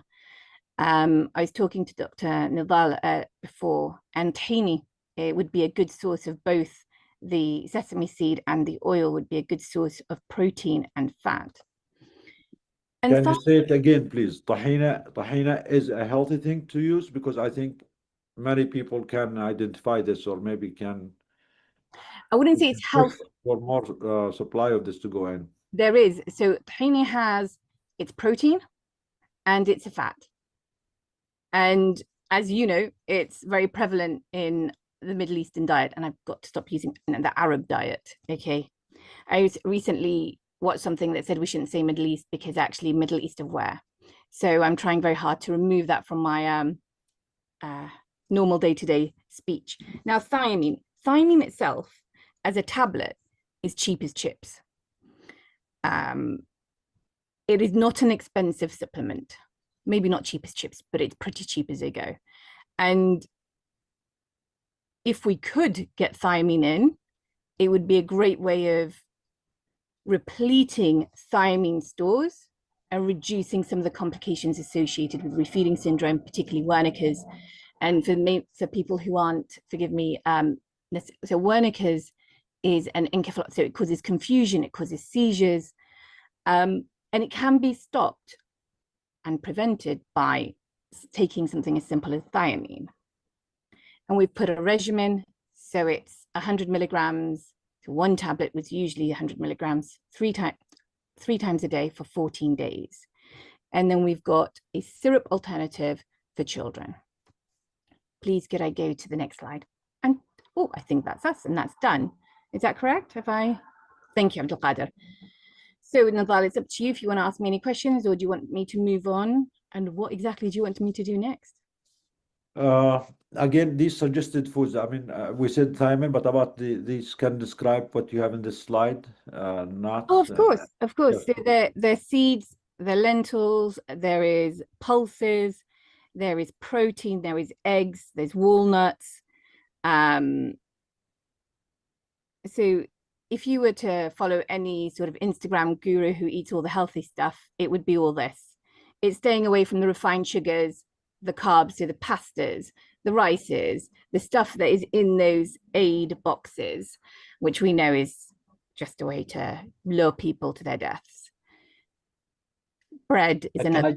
Oh, go on, Abdul Qadir. Sorry, I was just going to mention that if there is the possibility of getting it in, the plumpy nut, which Dr. Ibrahim mentioned, a form of RUTF, ready to use therapeutic food, has been made specifically for this purpose, where you've got a population that's been starved, and it's not possible or feasible to treat them all in hospital, or to screen them all.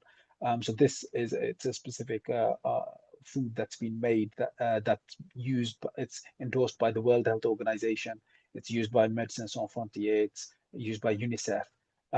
So if it's possible to get that in, that would be very good. But what again, is there's that, the please, issue. Dr. Ismail? What is it? It's called plumpy nut. It's made by I can't remember the company name, but if you search for plumpy nut, it comes up. And it's been around for a while. I remember hearing a few years ago, I think, a fundraiser where they were trying to get it into Yemen. In other areas, of course, there's not the same issue of getting things in as there is in Gaza, but it's something that's specifically been made for this kind of situation. That's very good. Yes, it is something maybe we need to advocate for and push for, to have the international organizations get more of that in. And for the meantime, I mean, from what you described, I know that there is some lentils in Gaza that is available in the markets. So the advice will be for people, if you have to choose between lentils or flour and rice and carbohydrates, please go with lentils. It's more, it's healthier, and it's more suitable for people who have, malnourishment and at the risk of refeeding syndrome. And again, highlight the fact that none of these, starvation situations in Gaza or Sudan or anywhere else in the world are natural. These are all deliberate. These are all engineered. And this means that they can be stopped today. So we should not forget this. The lentils, the food, everything that Gaza needs is there, 2 miles on the border. The only reason why people and children and babies are starving to death, and honestly, I mean, in the last 24 hours, 15 people in Gaza hospital died from starvation, malnourishment. About half of them are children. These are all deliberate. These are all preventable. They did not have to die. The food is there. In Sudan, the food, there are international organizations that can deliver the food. Anywhere else in the world, in Congo, we need to keep pushing our politicians that this is not acceptable. No babies, no children, no mothers, no human being should die from starvation or from bombing. I mean, the whole thing is preventable, and it's done with our complicity, without our voice or consent to this. So thank you, Huda, Dr. Huda, Dr. Ismail. I mean, you're so much, your talk is very valuable. You're great speakers, to the point that I want to have an excuse to have you to come back again. So we're not going to be talking about dialysis today, only because we really want to hear more from you. The same goes for Hadija and for Dr. Bani. All our speakers today are amazing, and we would love to hear from you, more and more in the coming weeks. And Go ahead, please. Yeah, a lot of people in the chat have been asking for your slides and the information. So if you can share it with us, we can share them as well. And for everyone, this whole webinar will be on YouTube, so you can go back and listen to Dr. Huda and Dr. Ismail and Dr. Bani and all our speakers that have given us so much information to take in and absorb. So I promise not to thank say you anything so much, everyone. controversial. I promise not to say anything controversial today, so the recording is going to be available. We're not going to delete the recording. We will happily, from our part, we will happily put in the link so that it can be shared both to the educational materials and to the slides. We can put them out there. So Thank you thank so you for much. having us. Yeah. Thank you. Thank you. Thank you, Huda. Is Lisa there? You want to introduce Lisa if she's aware, if she's available?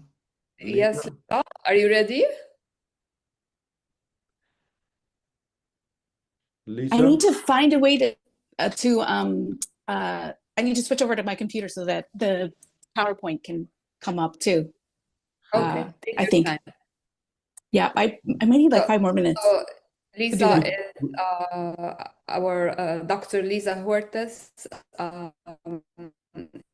is our colleague and our friend. We know her personally. She has been on the Hill with us several times, and she is a specialist in breastfeeding and science and feeding babies. And she is working with an organization called Gaza Infant Nutrition Alliance, which is dedicated to protecting and nourishing the most vulnerable by ensuring that infants in Gaza have access to safe, life-sustaining nutrition. The organization supports mothers and provides evidence-based guidance and emergency aid. It is empowering the mothers of Gaza and by combating malnutrition and giving them scientific support to help them sustain their nutrition and the nutrition of their babies. And fortunately, Lisa is here and she will be able to talk to us about this organization and what is needed and how we can be helpful. I think Lisa said she might need 5 minutes to switch to her computer, which is Okay. fine. Guess who else is? Oh, you're here, Lisa? I'm afraid of echo. Oh, yeah, there is echo. Do you need some time to fix it or you're okay? Okay, go ahead. Just close the other connection. Yeah, if you shut down your phone, maybe. Yeah, exit the phone connection or the phone video. And sometimes the headphones are a problem, Lisa. They make things so much harder. And you're muted. Unmuted. I'm going to try to share a presentation at the same time. Yes, go ahead.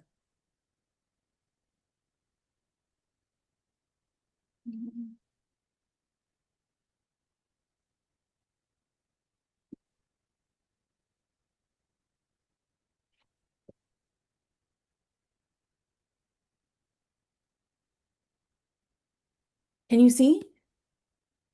Not yet.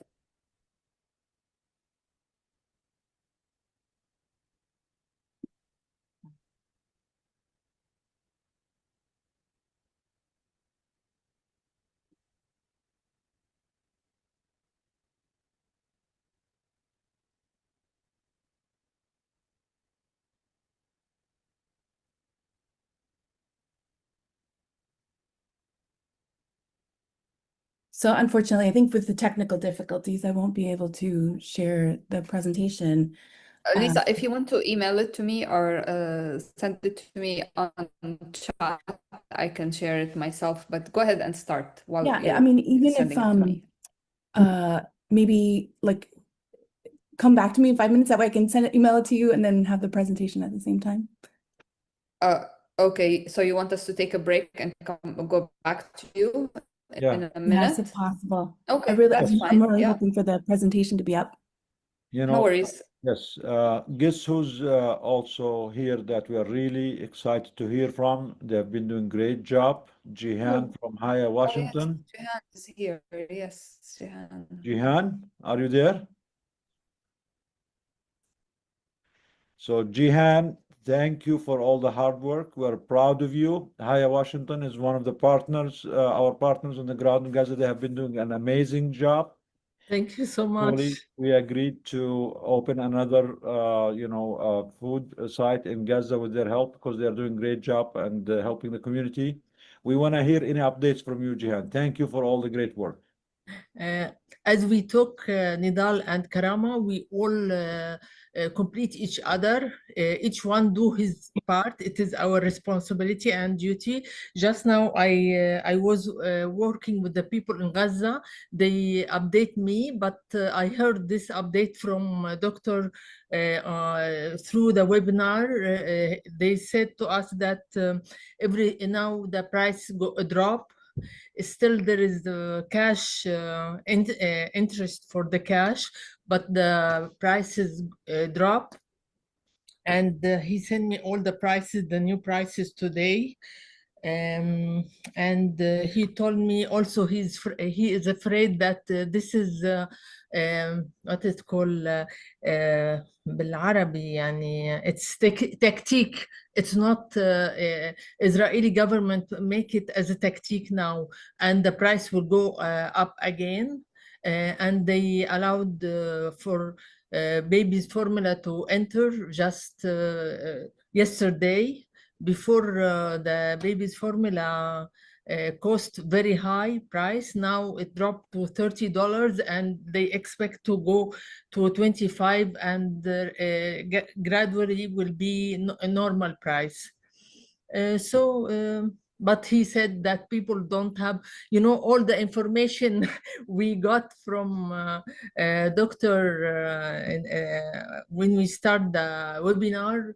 I got it from the same information that everything now is, not everything, but the majority of food supplies is come through Gaza, but people don't have money to buy it because it's through merchants, and where is the humanitarian aid, it's very risky to go there. It is, every day, he said we lost more than 100 people. They go there to bring food for their children. Their children sleep hungry and cry. They go to bring food. It's very risky because, and it's this called the red zones. But he said they do that because they don't have any options. They should bring food for their children, because they don't have money to buy food. For that, the Kia is very, very important. It's essential to feed people because they don't have money to afford to buy food for their children. And who go to bring food, it's very risky. He said there is people, gangs who stole aid, but this gangs is organized and they work under, it's organized by the IDF. They protect, IDF provide them with weapons and protect them. They stole the supplies and resell it in very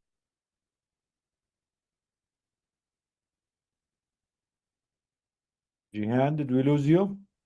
Jihan?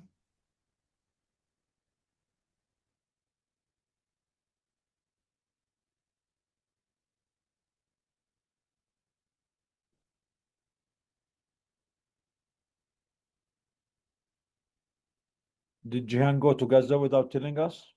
I thought he was in DC. Nidal, maybe you can talk about the pictures that I'm sharing. Yeah, so this is the project that we have with Haya Washington. It's in Tal El Hawa. It's a north neighborhood in the Gaza city. And we actually were talking with Mahmoud. He's the one who's running the program there, executing the program. And he said they have been working a lot to distribute lentils versus other things, versus rice and flour, stuff like that, because they think lentils is more healthy. So they agree with the doctors, with the experts that we heard from today. And the other good thing about the lentils is um, it's still very expensive, but you can serve more people with the limited supply that we have. And actually, the people in Gaza are asking them to add a lot of water on the lentils, because they can, whatever their share for the day, they can cut it in, or divide it into a more portion that they can use on other days, and whatever is left, they dry it out and they make lentil bread, which is something, I mean, I just heard about it from them, from Mahmoud and from Jihan. So this is one project. They're doing really great. They're feeding about 300 to 500 families every day in this center, and we are in the process of opening another center in another neighborhood that needs our help. And Jihan, not Johan, Jihan is back. Jihan, did you go to Yes, Gaza? Not back or what? we expect to open another tekiya in Gaza City, also in the north, within a couple of days. I don't know if you heard about that Israeli IDF asked people to evacuate from Daraj and Zaytun neighborhoods. We hope people, it's difficult for people to displace from place to place. We work in near Almina, near the sea. We don't have option. We will continue. There is a lot of challenge, but we choose to continue because really it is our responsibility. We all work together. We all complete each other. We need all the people to work to do their parts. So there is evacuation orders from some neighborhoods in Gaza already. And Yes, 2 days that ago happened. in Daraj and Zaytun. Yes, they asked them to move to go to the south toward Al-Mawasi, Khan Yunis. Wow. So Mm-mm. this is of course a nightmare for the people there. No human being should be asked to leave their houses. We already have been displaced many times. Whatever small shelters they managed to have or tents, now they have to abandon them and start all over again. This is illegal. This is a war crime by itself under international law. And the lie that they say that they give people notification to move, that does not make it less criminal than this. Imagine yourself, any one of us, just getting a phone call from the government, from anyone, oh, leave your house immediately. You have 10 minutes, you have 1 hour, and we're gonna bomb it, and you go nowhere to go, no logistics, no preparation.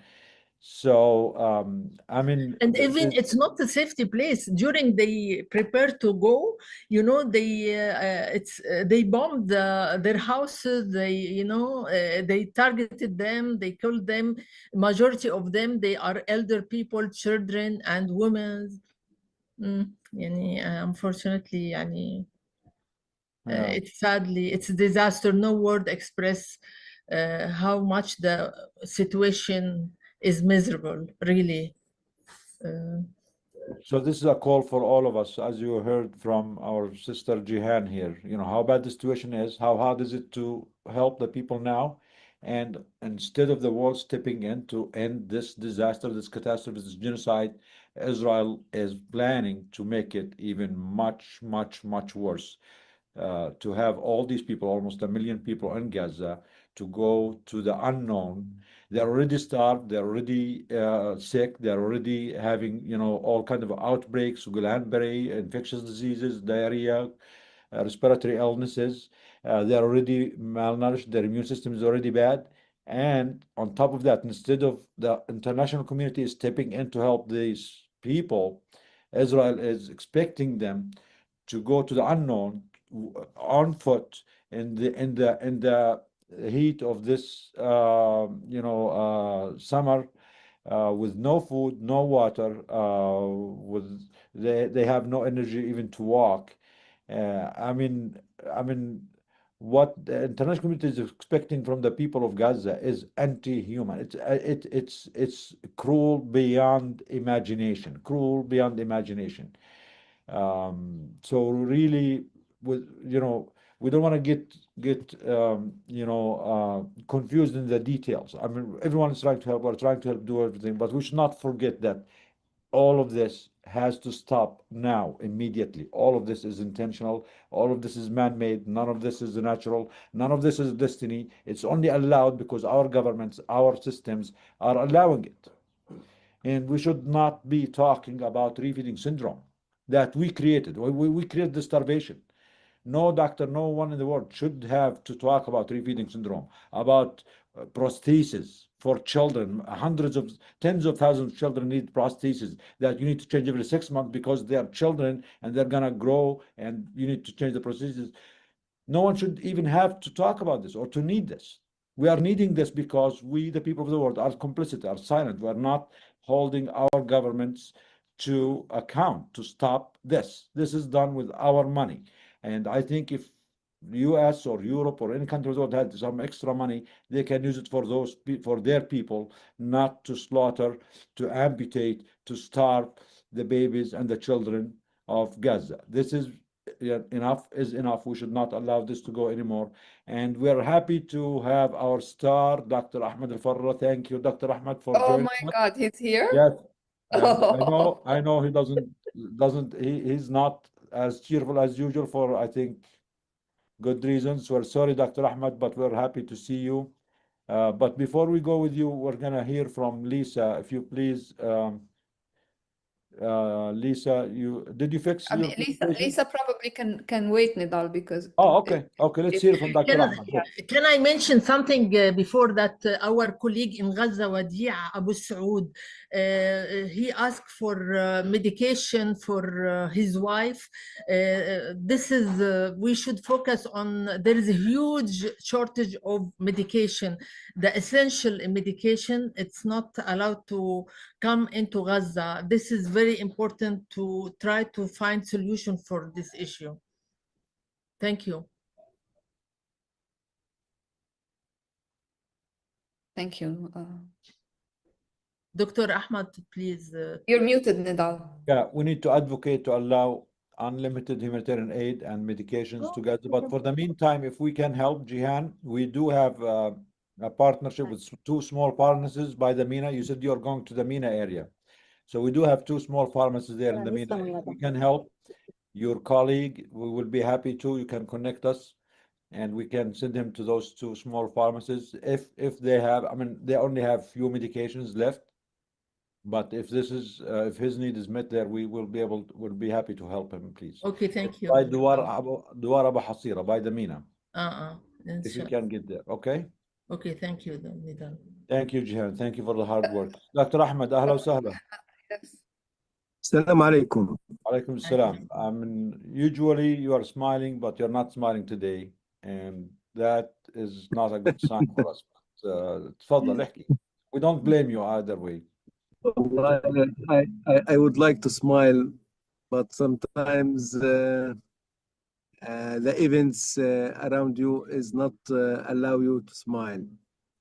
Thank you for everyone. Thank you for Dania, Iman, Roxana, Dr. Tom, of course, Dr. Nidal, Dr. Karama, Jihan, Maribeth, everyone who's sharing this webinar.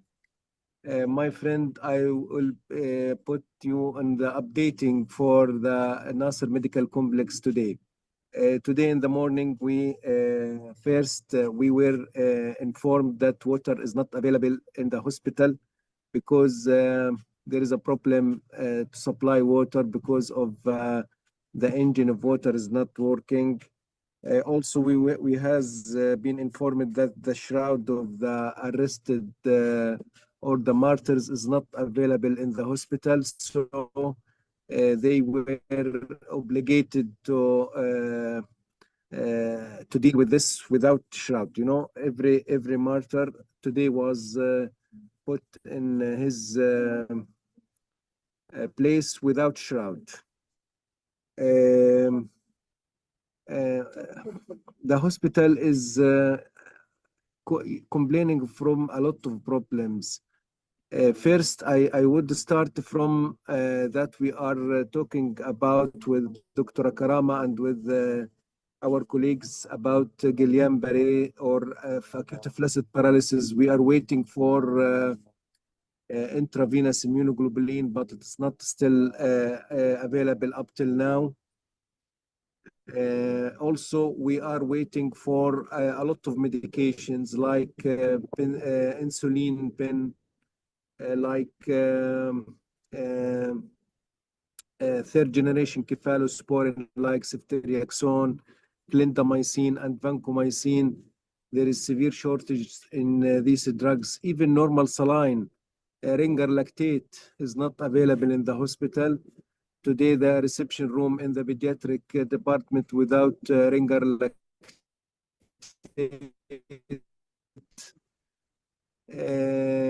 Have a lot of cases exacerbation of asthma nowadays.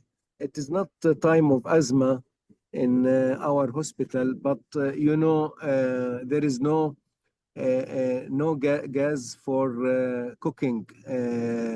So they are using firing of wood and firing sometimes of plastic, sometimes of raw materials that it pollute the air and make exacerbation of asthma. We saw every day nearly 5 to 10 cases exacerbation of asthma and not responding to bronchodilators. Sometimes we need corticosteroid and methylprednisolone IV, sometimes magnesium sulfate because of severe bronchospasm. You know, everyone is evacuated in a tent, is in a tight place. He have to make the fire inside this tent because his neighbor is just the separation between them is the side of the tent. So there is no places for fire. He has obligated to fire inside.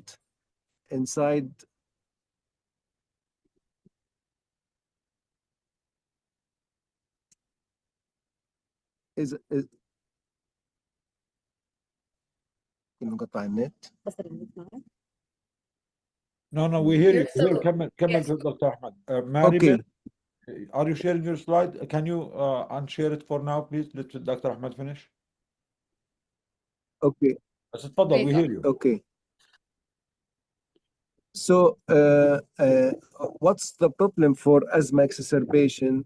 Before this criminal war or this situation, we has to ask the patient to give him sometimes medication in the reception room and ask him to go home and to continue in nebulizer at home, salbutamol, to use the ultrasonic nebulizer. But that system need as soon as possible need electricity, and electricity is not available nowadays. So the patient or the doctor are obligated to admit the patient. So nowadays in the hospital, we have overcrowded area due to 4 diseases.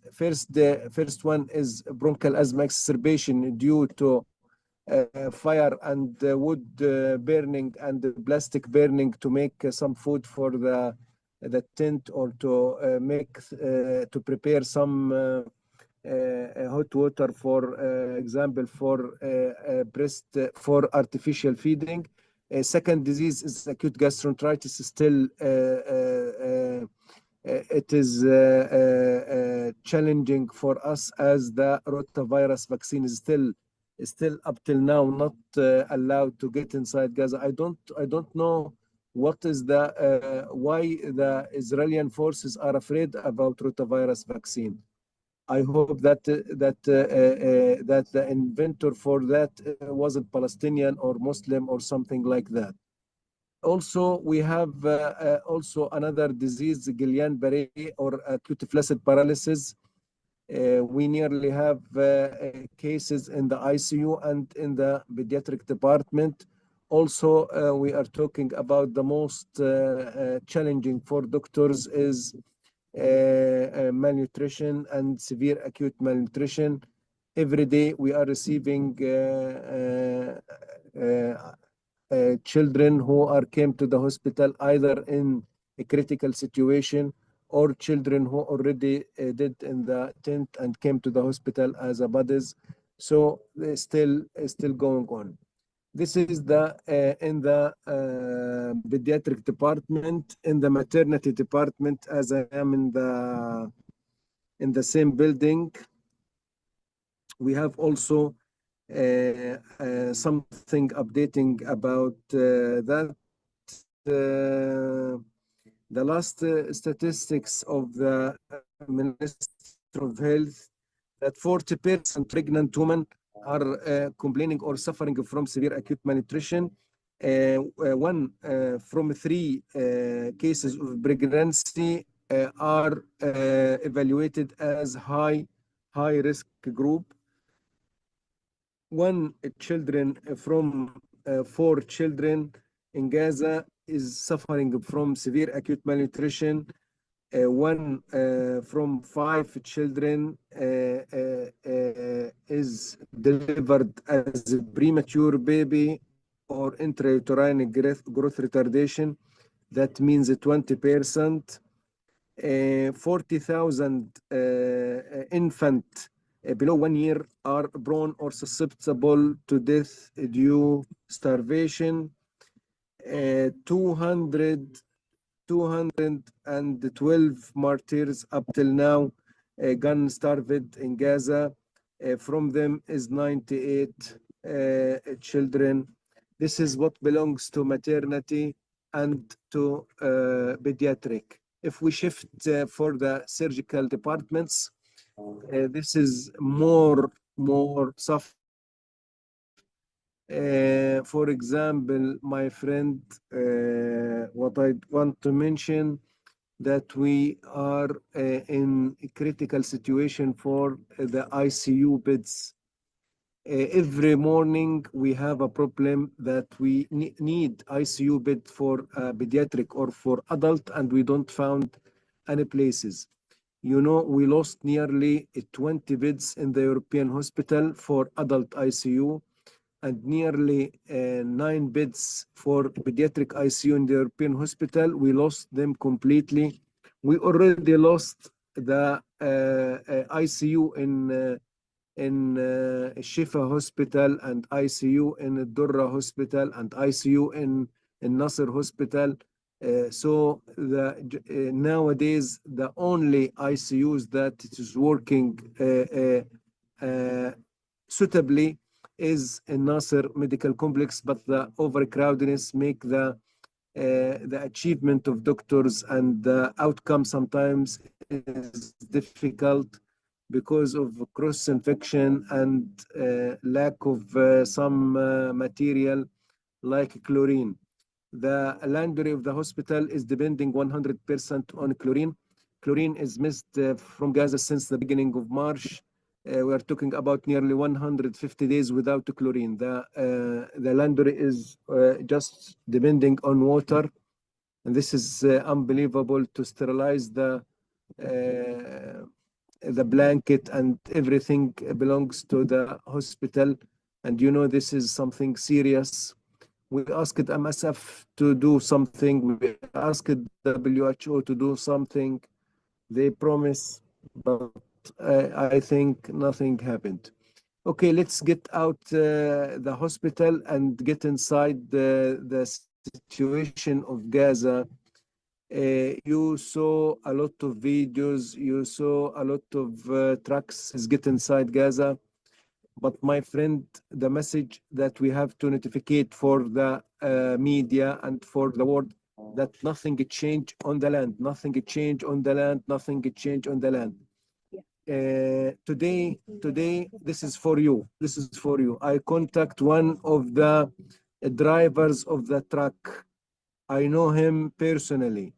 I asked him why you take this way and you get in El Happy City area and you just wait there and try to allow for people or thieves or gangs to get your truck component or what it contained. he told me, frankly, Dr. Ahmad, we are not allowed to pass that area. If we pass that area, we are under threatened to be attacked or targeted by air drone. So again, what I'm talking about in the last session or the last webinar, that we are under chaos engineering or chaos planning. They don't want that to get inside Gaza to go to the people who deserve it. For example, milk for infant, flour for bakery, for example, food for world kitchen. No, they don't want that. They want among the whole world that everything is get inside Gaza. But look to the Gaza people, they are not organized. They are dealing with that material like thieves, and they took it. We try to organize that, but the Palestinian people, this is their achievement. And again and again and again, if someone try to correct that or try to protect that, he will be targeted. Every day we have martyrs of good and good people who try to protect these trucks and try to allow her to reach to the people who are deserve it, like stores of Ministry of Health, stores of UNRWA, stores of UNICEF, stores of World Kitchen, stores of OCHA, the international organization. So that's what's happening. Again, the need for trucks is 600 truck before the war. Nowadays, that just get inside Gaza is just 70 or 60 trucks. All of them are completely stolen by thieves, and then it will be again. They will buy it in a high price, so nothing change. For example, the chicken, they promised that chicken will come inside Gaza tomorrow or the day after tomorrow. It's frozen chicken, okay? The frozen chicken, 1 kilo is price should be just 15 shekel or 18 shekel. This is equal to $5 or $6, okay? What they are talking about it, that it will be nearly 150 shekel. This is equal nearly $50 or $60 for 1 kilo. If you have a family, you need two chicken. This is equal 3 kilo. That means you need nearly $150 to feed your family for one session or for one meal. This is unbelievable. Again, there's a lot of thieves. One of the thieves is the Israeli occupational forces. They are taking a lot of taxes on that trucks before they are coming from the people who are dealing with them. They will send him the truck, but they want from the trader who are dealing with them, or to try to put in his account nearly $150,000 for the Israeli forces. If the truck is coming from Egypt, there's another thief. His name is Al-Arjan. He's the head of thieves in Sina. Every truck coming from Sina should pay $150,000 for Al-Arjani. Al-Arjani is one of the bad guys. He looks like a gang in Sina, and he's taking a lot of money from that truck. So this is what caused the price of the things coming inside Gaza is very costly and very high. My friends, you have to remember that doctors who are coming to Gaza, if Dr. Nidal or Dr. Karama or any one of you want to come to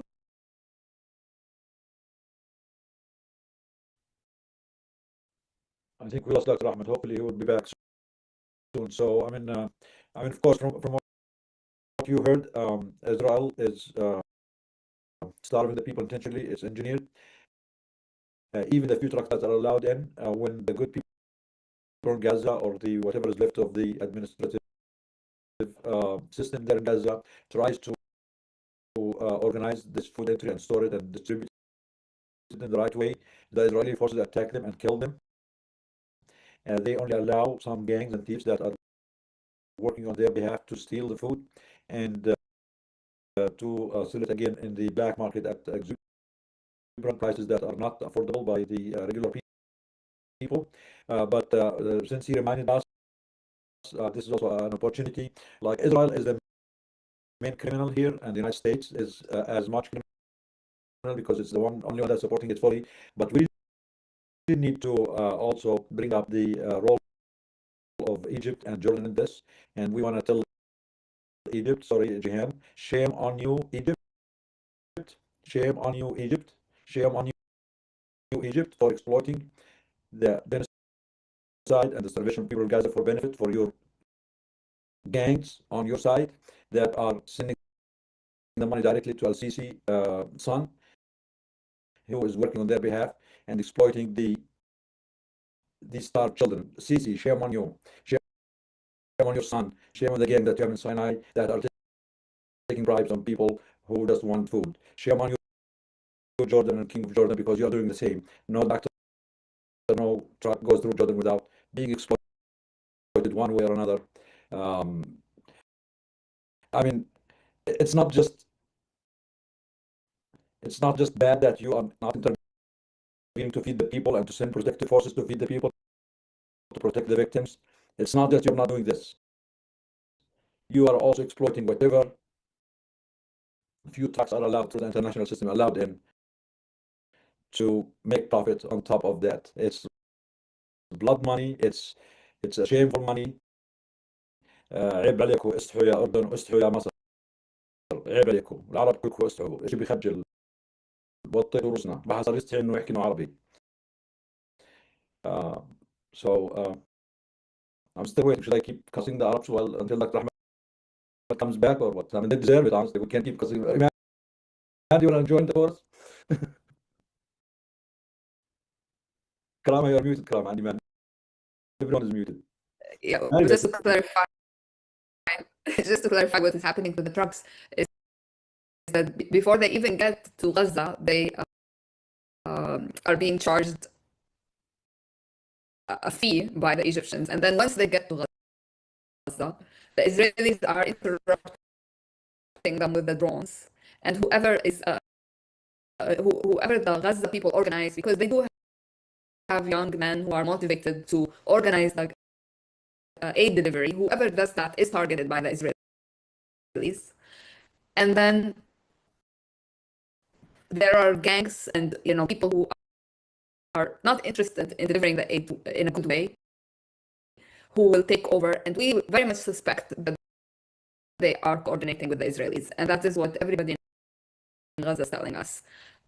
So I think we can ask Lisa to start sharing her slides. I think she's ready. Let me allow you to share because you saved out from me, Lisa. It's okay. So I'm going to try to share Lisa's slides. I have my laptop and my phone going at the same time. I'm going to try and share Lisa's slides, but I can see that when I tried to share them before, it cut off the voice. Try now. Yeah. Try now.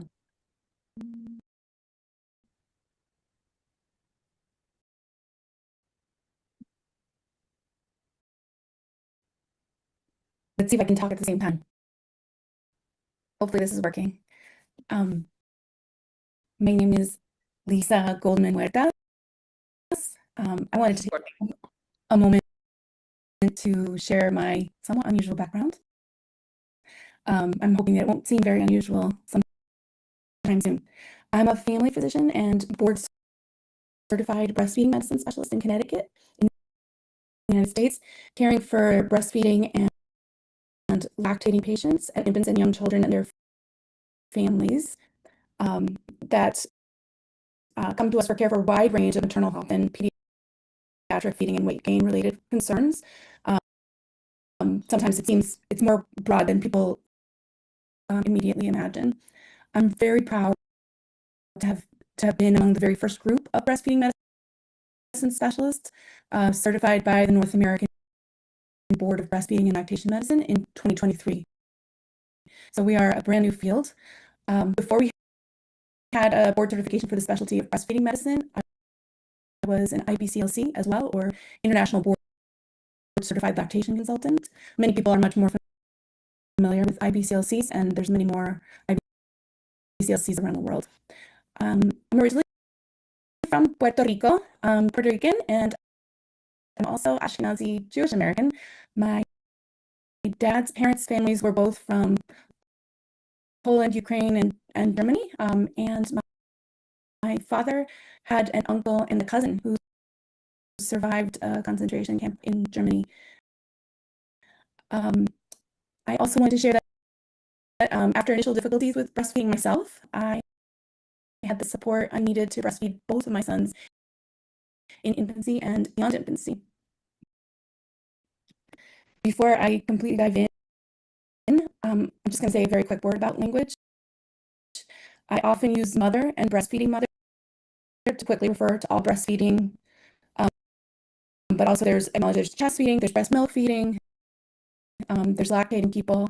I know that my language that's much more summarized in the usual language can exclude people who don't identify with those terms, and it's sometimes imprecise, but I'm hoping for grace as I'm learning to be more inclusive and precise in my language.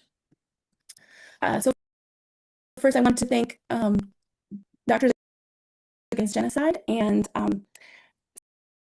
specifically I wanted to say it's an honor to address such visionary and dedicated colleagues as our focus on understanding and stopping genocide from a medical perspective. This is an amazing community of physicians, healthcare workers, and grassroots human rights advocates addressing one of the defining ethical and health crises of our time. The situation in Gaza since 2023 presents some of the most extreme challenges to breastfeeding and maternal and child health imaginable. So many great guests already based internationally, including in addition to in the United States, have been highlighting the importance of breastfeeding to saving lives in children under 5 in the current situation. And I wanted to make sure early in the presentation to mention that infants are not the only ones who I will be talking about as the American Academy of Pediatrics for those of us in the United States, and the American Academy, American Academy of Family Physicians and the World Health Organization recommend breastfeeding to age 2 and beyond as mutually desired by mothers and infants. And I hope to convince you that breastfeeding is also therefore emergency preparedness in addition to emergency response. So I'll ask Mary if she can go to the next slide. That's just quickly some of the areas I was hoping to cover, since I think that there's so many things I want to share. I will be in communication and see if some of these things I wanted to share today would be better shared another time, since I'm mindful of the time right now. Mary, you could just go forward too.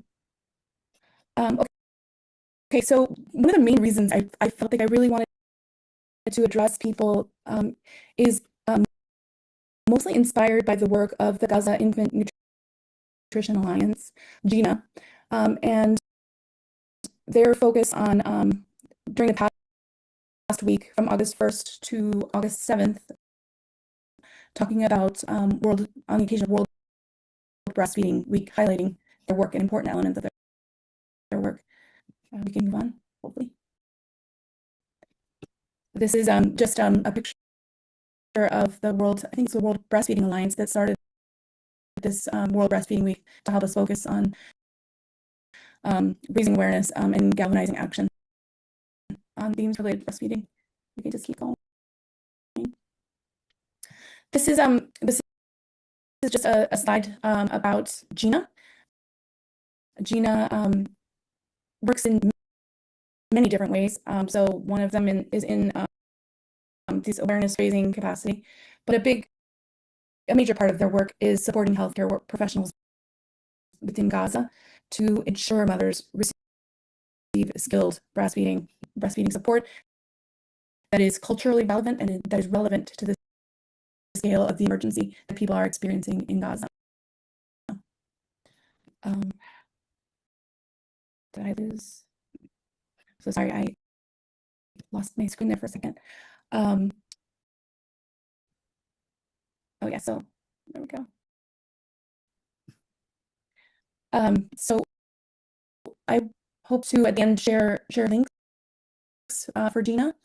Gina was founded by a Palestinian emergency medicine physician from Scotland who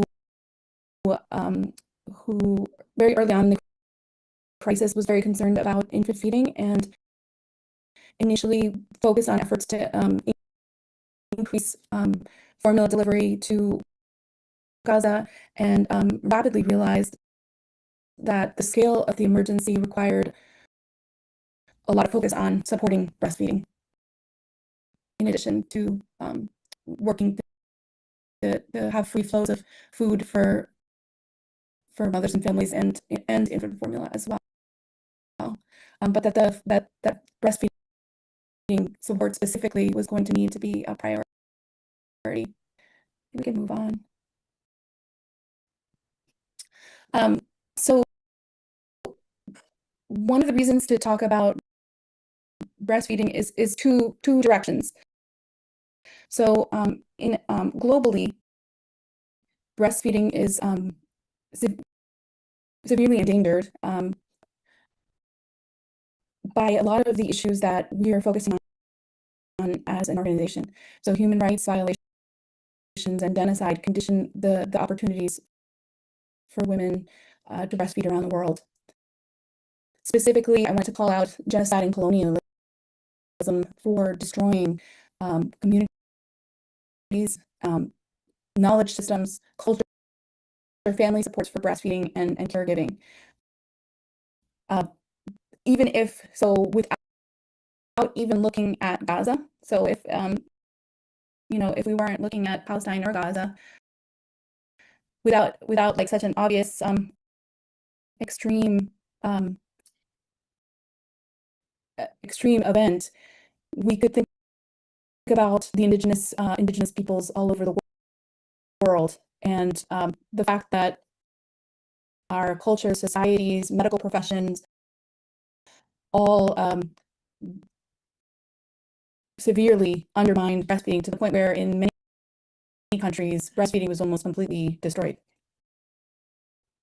In my own family history, I'm mostly going to talk about the Puerto Rican side. I don't think many people don't know if they were breastfed or formula fed. I happen to know that. Sorry, my children are making noise in the background. Hopefully, they're not hearing. I happen to know that I was mostly formula fed, despite my mother really, really wanting to breastfeed me. Her mother, the reason why she tried so hard is that her mother before her had tuberculosis when she was pregnant with my mother and was advised not to continue the pregnancy, not to have my mother, and she resisted her medical advice to continue the pregnancy. She had my mother. My mother survived. My grandmother survived, and she was the one who strongly told a story about how healthy, how wonderful her breastfeeding experience had been with my uncle. So that is the reason why my mother tried so hard to breastfeed me, and was eventually able to breastfeed my younger siblings, 1 to 6 months and 1 to 2 years. But what I wanted to highlight from it is that the reason why I breastfed my children and why I went into this field is based on my family tradition, my family culture that was severely negatively impacted by many systemic factors that affect all women around the world, or most women around the world, and are what we are seeing also in Gaza. Some other factors I just wanted to quickly mention is that anything that affects gender oppression, racism, the lack of children's rights, poverty, class oppression, and specifically unethical practices by multinational corporations condition women's opportunities, children's opportunities to access breastfeeding. Usually in the United States and the West, these questions are dealt with as lifestyle issues, and a lot of us really want to have these conversations as human rights issues. You can go on, Mary. I wanted to highlight some very practical resources for everybody. One is the American Academy of Pediatrics guideline on infant feeding in emergencies. It is very, I'm going to show it very briefly, and it's useful. It's most relevant to the United States, but it's very simple. So for that reason, I wanted to highlight. There's also the Academy of Breastfeeding Medicine has protocols. I think there's up to 40 protocols that are helpful for all different aspects of medicine and healthcare work. And there's specifically a protocol on breastfeeding in emergencies. We can move on.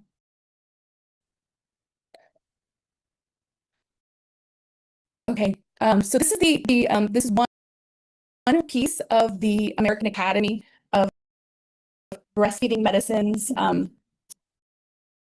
infant feeding disasters and emergencies. News. I'm people downstairs. No, I know that gives me my screen. My son is here. You can join us. It's okay. What's Say your hi. name? Say hi. This is Sebastian. Say hi, Sebastian. Hi, Sebastian. How are you? Hi. Okay. How's your day going? Are we talking? Are we taking your own? Okay, go downstairs. Right. So. Okay. I can't do right now. I'm gonna be here. It's screens. I'll help you. I promise. I will help you everything later. You're going to do it right now. I'm just gonna mute myself for 1 second while I call in for a reinforcement. Yeah, that's fine. Okay. Or we can do it another time, Lisa. Let me see. Can you stop sharing or okay? That's fine. I'm back, I think. You can just do a quick summary. Give us like a minute or two. So Okay. So this is the American Academy of Pediatrics infant feeding in emergency protocol. If you look at, so go back, Mary. If you look at the bottom of this chart, one of the main issues is keeping mother and infants together. And then from there, you follow the flow chart. So if mother was breastfeeding pre-crisis, and lactation was interrupted, then provide relactation support. So relactation can mean mother wasn't breastfeeding and help her start breastfeeding again, despite incredibly low production. No. If you don't help,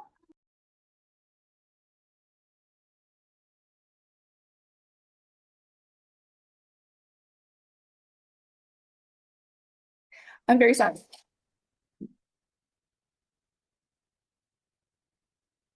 I think I accidentally stopped screen sharing anyway.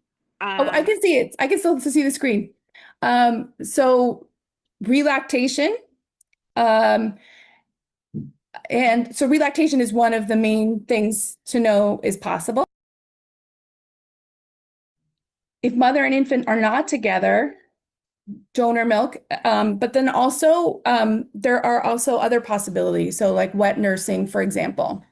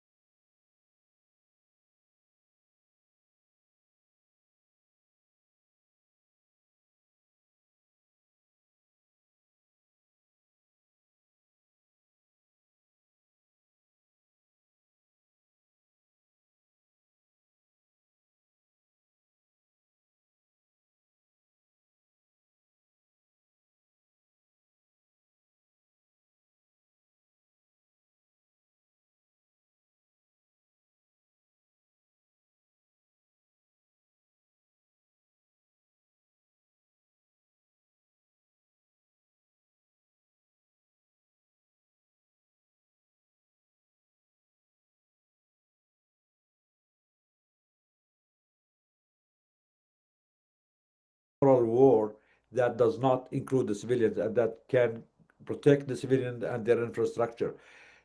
Everything that Israel is doing is intentional. None of it is accidental, and it's all designed to exterminate the people in Gaza and in Palestine in general, the West Bank. But it's more flagrant in Gaza at this moment. So this is the definition of genocide, what you're saying. Tfaddal. Yes. What I want to approve about, we are talking about, Dr. Nidal, that if they felt that there is something to be better, the situation will be better, they will destroy this completely. Yesterday in Deir al-Balah, some of good guys from the families from Deir al-Balah tried to protect the trucks and try to allow them to get inside the Deir al-Balah city for the stores of UNRWA and the stores of Minister of Health in Deir al-Balah. That guys who were armed by some guns or machinery guns, they will all of them upon the trucks, and they try to protect these trucks. When they nearly to allow these trucks to make her contact to be in the stores, the air drone targeted them, and nearly 10 of them were targeted and executed, and they were arrested. So if they feel that you will manage your situation, you will find a solution for your problems, they will destroy this, because this is, as Dr. Nidal mentioned, this is the programmed like apoptosis, programmed cell death. They are working on steps. I think if Maisa came from West Bank, she will tell us that it is not this is happening in Gaza, but Gaza is now on focus. I think after finishing from Gaza, they will shift to West Bank, and they will be more aggressive in West Bank. And then they will go on the Palestinian in the 48 land inside the Green Line. Then they will shift to Syria and Lebanon, because this is the concept in their mind. I hope that this will be end as soon as possible, because our people is satisfied about what happened and what are going there. But my impression that they will not stop. They are continued. Even the ceasefire negotiation, they escape from it, and actually they try to make some things that to destroy that negotiation. Even all the international society knows that Bibi Netanyahu is not involved, or he's not intended in any peace, because they are government of war and not government of peace, as this was determined. This is what happened in updating in Nasser Medical Complex. Sorry for the disconnection Don't of the be sorry, internet. Dr. Ahmed. Please don't say the word at all. People of Gaza Yes, are not allowed to say sorry. The whole my world friend, should be sorry for them. Please, you never my say this friend, again, please. we are proud of you, Dr. Nadal, and proud for everyone sharing this webinar and Zoom. We will continue, inshallah. Roxana, we missed you last webinar. I You are made sure shining. she hears that you mentioned her last time, yeah. And you Yes, noticed thank her you. presence, and Maisa and Dania and Maribeth. I want to highlight a point that you said. Like after they finish from Gaza, they will move to the West Bank. Yeah, of course, this goes without saying. We know that. But I want to also raise the alarm for the international community that nations or soldiers or armies or governments or leaders who are committing genocide in one place, you should not expect them to become very moral when they go to the next place. I mean, if you are a genocidal, if you don't see a value in the life of other human beings, you will always be genocidal. Whether once you finish in Gaza, you go to the West Bank. Even when they go back to their own cities in Tel Aviv or whatever it is, they will deal with each other as, maybe animals, and their crime rate will be high. If they come to the US, they are a threat to the world, not just to Gaza or Palestine or the West Bank. Gaza and Palestine and West Bank are just the first order. And if they are allowed, if they are given the immunity, if they get away with this, they will become a danger to the world. We know that they did commit crimes in Lebanon, in Syria, and they attacked Iran. Jordan, they're threatening everyone. I mean, you think if Jordan says anything to them, they will be the next in line. If Egypt says anything to them, they'll be the next in line. They feel themselves so empowered because the United States is shielding them and giving them unlimited amount of bombs, unlimited amount of money, unlimited diplomatic cover and protection. The rest of the world is paralyzed, is inefficient, is complicit.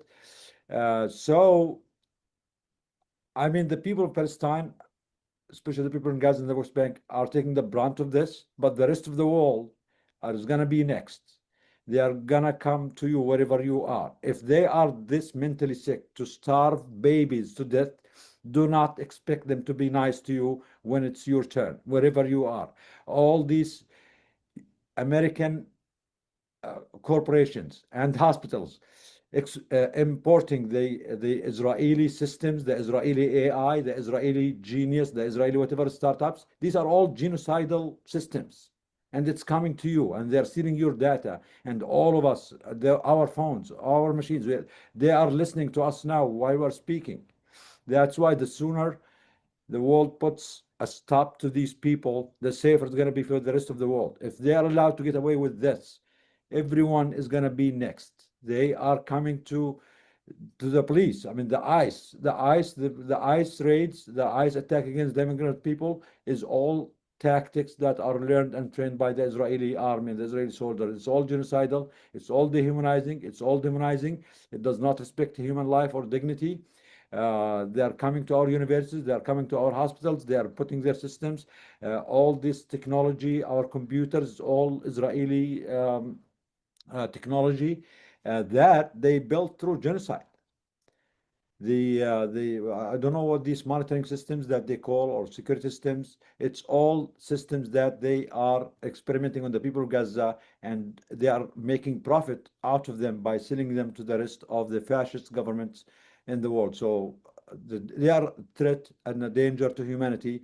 And it's either we stand up with our people in Gaza and Palestine and save them and save humanity from this imminent danger, or we're going to be next. And as the saying goes, they started with the Gazans. We were not Gazans. We thought we're safe. Then the West Bank, then Jordan, then Lebanon. Then when it came to us, there was no one left to stand with us. That's why we're calling on our colleagues, the humanity, the medical community, anyone in the world, to please stand up.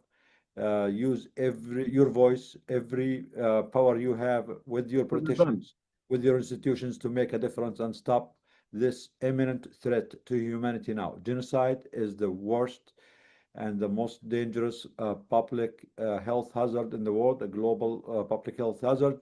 And those who are committing the genocide are also the worst threat to human health and human safety and human life everywhere else in the world.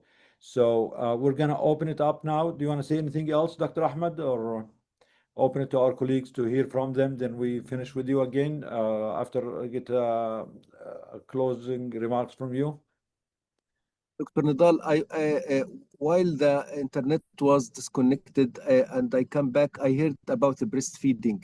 What is your suggestion about the breastfeeding? Lisa, is Lisa still with us? Yes, I'm here. Oh yeah, Dr. Ahmed is asking you what's the main points. What are your suggestions regarding the breastfeeding when it comes to the women in Gaza? If you One of the main things is to know that there's a myth that malnourished women cannot breastfeed. It's always hard to say that because no one should be malnourished, and when successful breastfeeding, the calories, so a body will often prioritize calories for the infant, which means that the mothers are making a sacrifice. So it's not like eventually they need to replete their micronutrients and macronutrients. So this cannot continue indefinitely. But there are possibilities for women who, say, for example, their infant is fully formula feeding with expert support, especially. Some of those mothers can restart breastfeeding, and some will be able to fully increase their milk production to the needs of the infant.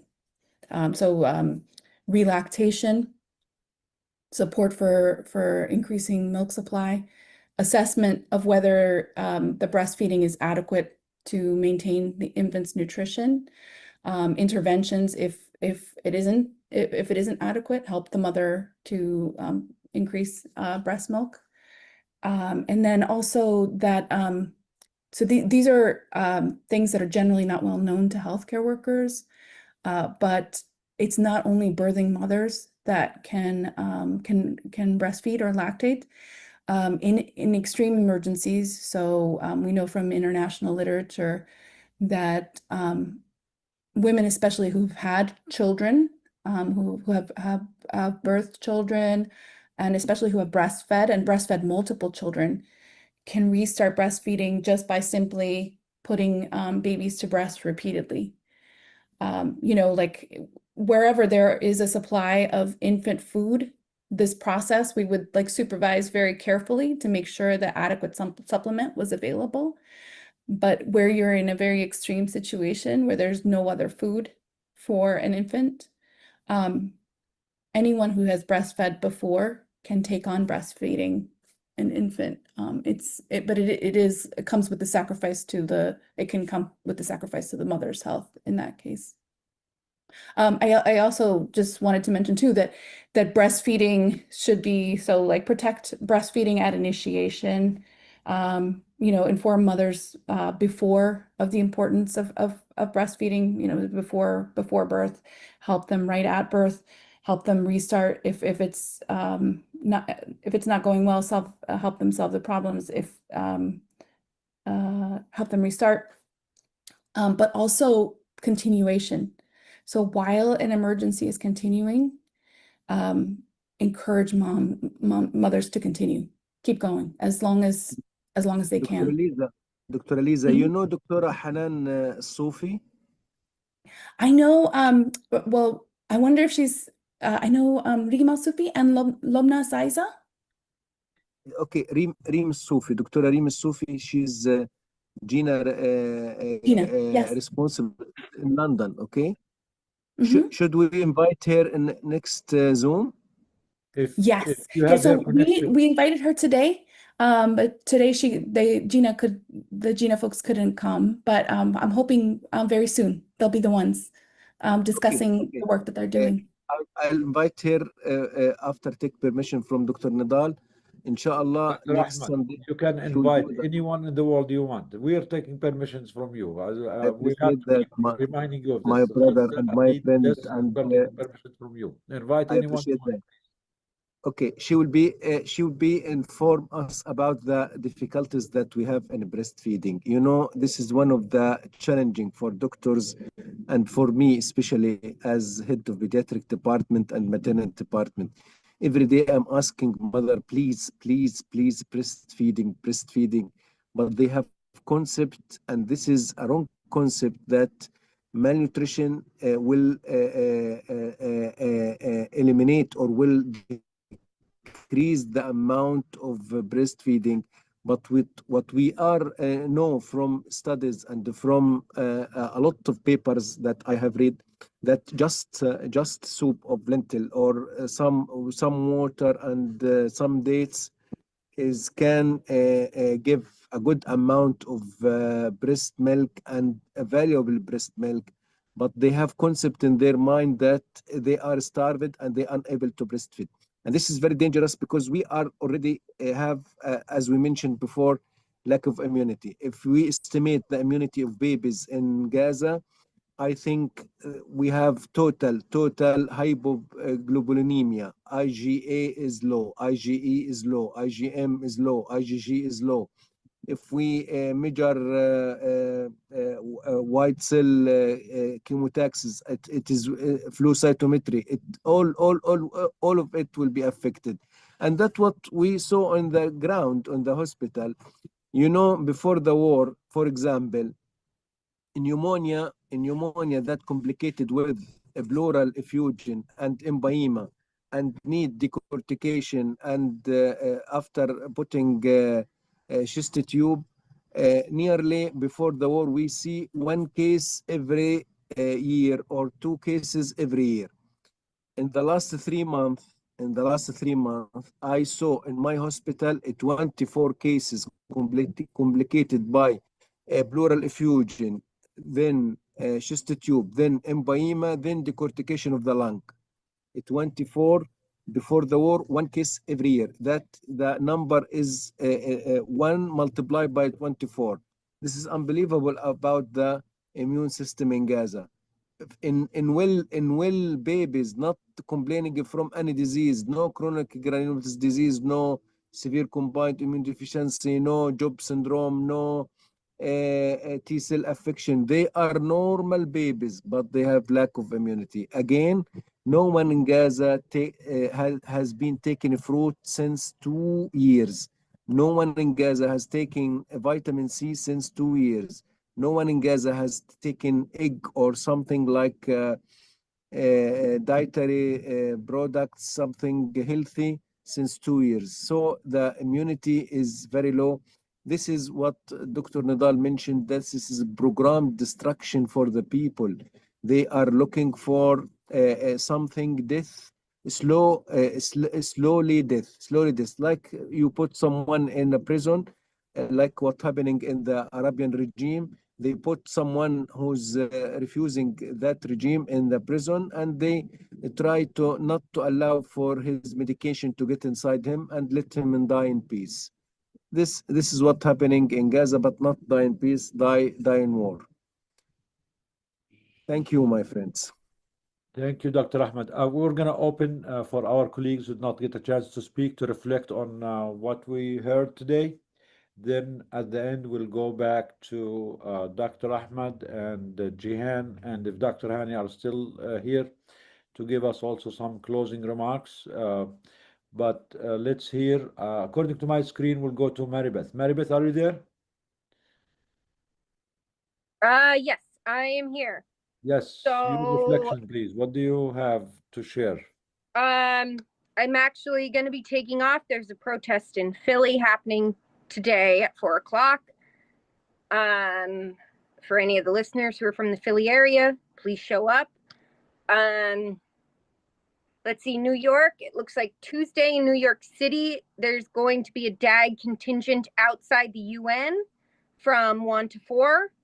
And then on August 23rd is the screening in New York City of Gaza Doctors Under Attack. You can find tickets to that either route through the DAG IG or the DAG website. So a lot of things are happening, a lot of ways for people to get involved. What are our demands, please? The What are the demands? demands? Yes. Who, like DAG's demands? My demands? Your demands. Well, we all have the same demand. Yeah, we all have the same demands. I mean, ideally, like we don't have to drop. I'm trying to use my professional words, and it's a challenge. Clean up my language. How about the Anglosphere just doesn't keep killing people? How about that's about, how about we just let people live how they live and we just stop killing them like that? I mean, I think that's pretty basic. Yep, stop the genocide. No more excuses, no more games, no more deception to give the perpetrators and the aggressors more time to kill and starve more babies and mothers and fathers and children. Nothing else is enough. just aid and all these things.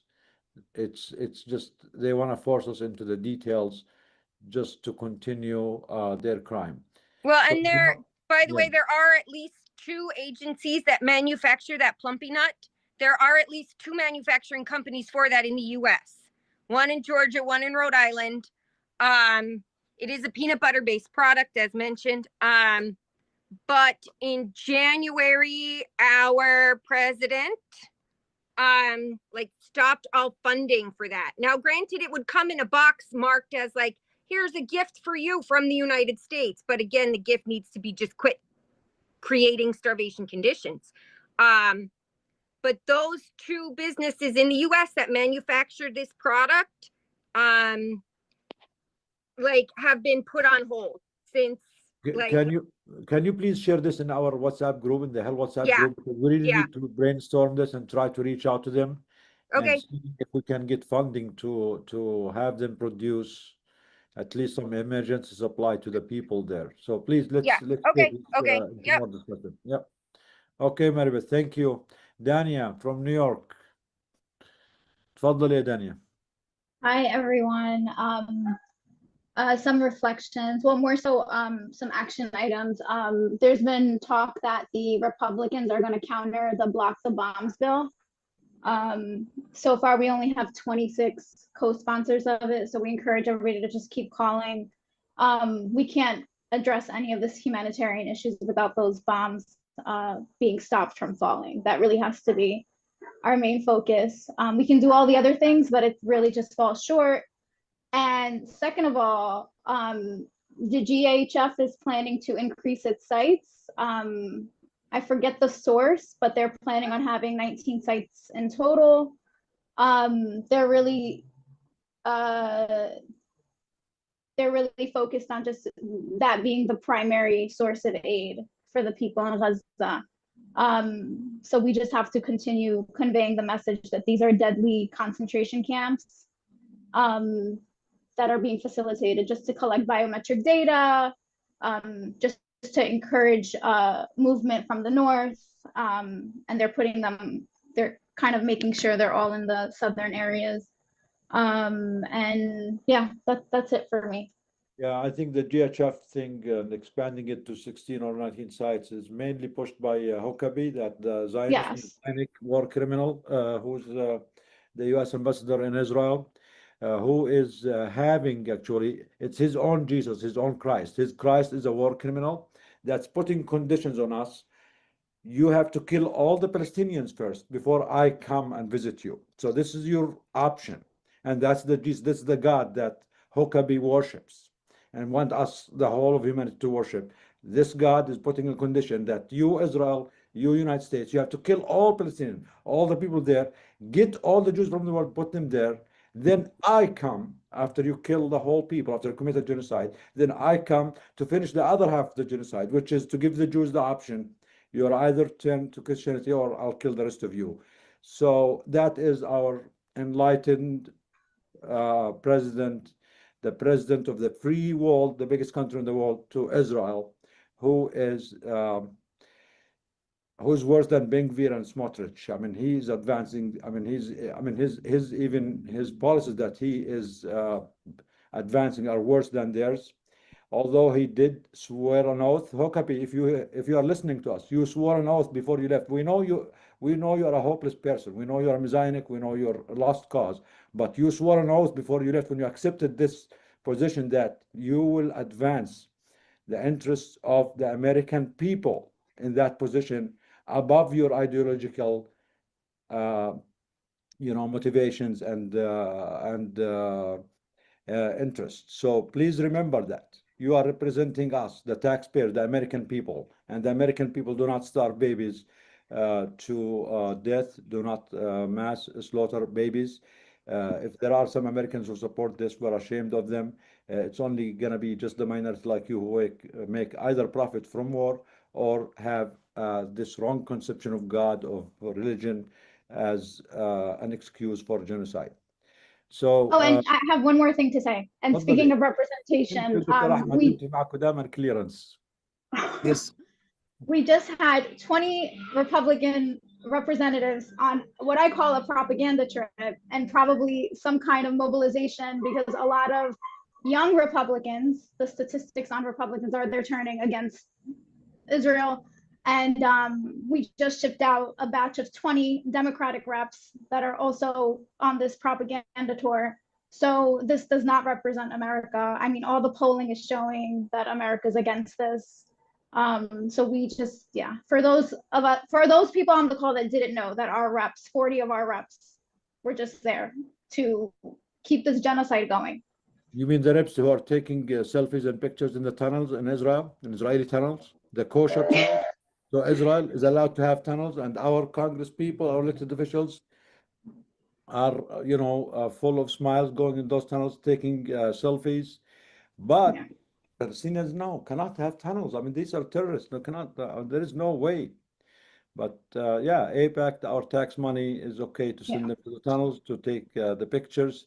And just a reminder, we're actually planning on a campaign to, again, not that we really respect them too much, but since they are, there, at least ask them to go and visit the doctors, the nurses who are being detained and tortured illegally in Israeli camps as a healthcare community.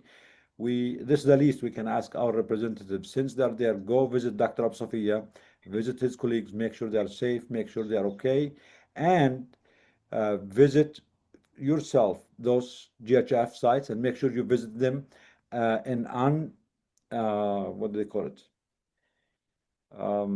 Non-planned visit to see the real circumstances, not to give them notice so they can prepare everything and everything looks cool and quiet and nice. So go there as an unexpected visit. And if you are really, really American, if you are really patriotic, if you have any grain of humanity on you, go visit the children in Gaza and go visit Dr. Ahmed and go visit Nasser Hospital and see things for yourself. So we stop the game of, oh, this is propaganda of Hamas, propaganda of this. You are there. You might as well go and visit it. Dr. Ahmed, would you extend the invitation to them to come to visit you? Yes, Okay, this is in so to our colleagues, senators, I mean our elected officials, Gaza doctors, Gaza people are inviting you to go and visit Gaza and see for yourself, and they will make sure that you are safe, and they will make sure they will share whatever pieces of bread are left there with you. تفضل Dr. yeah, Ahmed. yes, sure, sure. This is an invitation for everyone to come in Gaza. Again, my friend, we have to deal with the world. With everyone will make our voice to be loud and to get outside Gaza. You know what's happening every day in Gaza is unbelievable, and you can't imagine. You have to come and say. You know, sometimes we have in a group on WhatsApp, there is Dr. Muhammad Saqir, sometimes putting some pictures. I feel that our member in that WhatsApp group, Dr. Nadal and Dr. Karama and everyone are surprised about the pictures and what is happening in Gaza. What's happening in Gaza is unimaginable. You can't imagine what's happening in Gaza every day, every minute, every second. There is something happening and not belongs to humanity and rights for Palestinian people to live.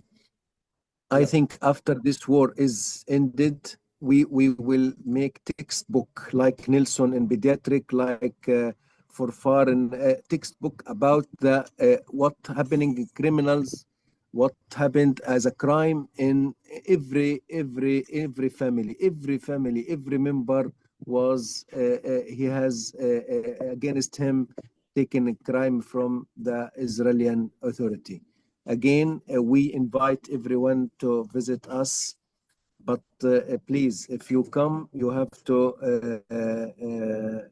come with something like shawarma, pizza, something like that. Okay, Dr. Nadal. Okay, Dr. Karama. Okay, so this is an invitation from Dr. Ahmed to Ambassador Hokabi. Hokabi, if you are American, if you really care about America, if you care about the truth, if you have any humanity in you, if you are a real follower of Christ, Go visit Gaza yourself. Go unnoticed visit to Gaza or the GHF. Do not go on a visit that everything is prepared for you to show the PR images that everything is cool. This is also an invitation to our elected officials. This is also an invitation to the mainstream media and the journalists, the international journalists. You have to go and visit. You either take the truth from the Gaza people as they say it. If you have any doubt, any suspicions, you have to go and find out for self. We are not going to believe the Israeli or Netanyahu propaganda or Huckabee or Trump or anyone else. The only truth that really counts is the truth of the victims, the truth of the Gaza people in their accent, in their broken English, in their brown skin, in their dusty hair. They are the only one who are speaking the truth because they are the one who are experiencing the pain. No other truth counts as much. And if you don't believe it, the only way for you to verify for real is to go there and visit or take their words at their face. No more, oh, this is complex, this is complicated, they're lying, they're making it up. You are the one who are making it up because we know you are enabling the genocide. You are the one who manufactured the consent for this genocide, and you continue to do so. So thank you, Iman Husni. Oh, Karama, تفضلي. Yeah, I just shared something in the chat that is very concerning. A communication between several UN bodies and the Gaza Humanitarian / Holocaust Foundation. And it just makes it very concerning that everyone is complicit in the genocide in Gaza, even the United Nations. The United Nations could have been way more aggressive in pushing the aid, in raising the alarm, in deploying every mechanism to end genocide that they can do, but they are choosing not to do that. They give statements that vary in strength, but ultimately they have been impotent by choice. And this is another complicity that we have to deal with in Palestine. Okay, so Iman, forgive me. I know you're next, but Tom has to go and pick up his son soon. So if you don't mind, I'll have Tom go first because we're scared from Tom and having conflict with his son. So, okay. And I'll be very short. And thank you, Iman. We needed to save the best for last anyway. One of the things that I've been reflecting on is this idea that, eventually the genocide will come to us. Eventually it will get us. And I think we need to think instead of all the ways that it is already getting us. Of course, it's not the level of intensity, of course, that we have in Gaza or the West Bank or anything else. But I think about the dozens of colleagues I have who've had their conscience obliterated, right? Who I would have never expected would be silent with something like this that is happening, right? So the conscience of so many people who seem to be caring people before has been utterly obliterated.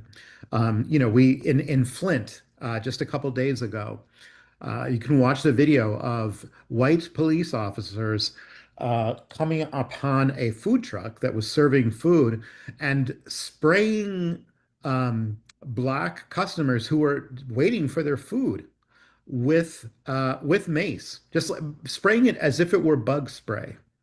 And so this notion of of just extermination of treating the other, of treating people like they are pests to be exterminated, is becoming universalized. I mean, of course, we have a long history in the United States as well, but the arrogance of it, the abruptness of it, the intensity of it is increasing. Our universities are being sacrificed and depleted. You can't believe the damage that has been done to universities and that will really unfold as this next school year begins, with grants destroyed, with professorships cleared out because of the destruction of those grants, all because of the supposed care for the comfort level of Jewish students on campus. All of these things are related, right?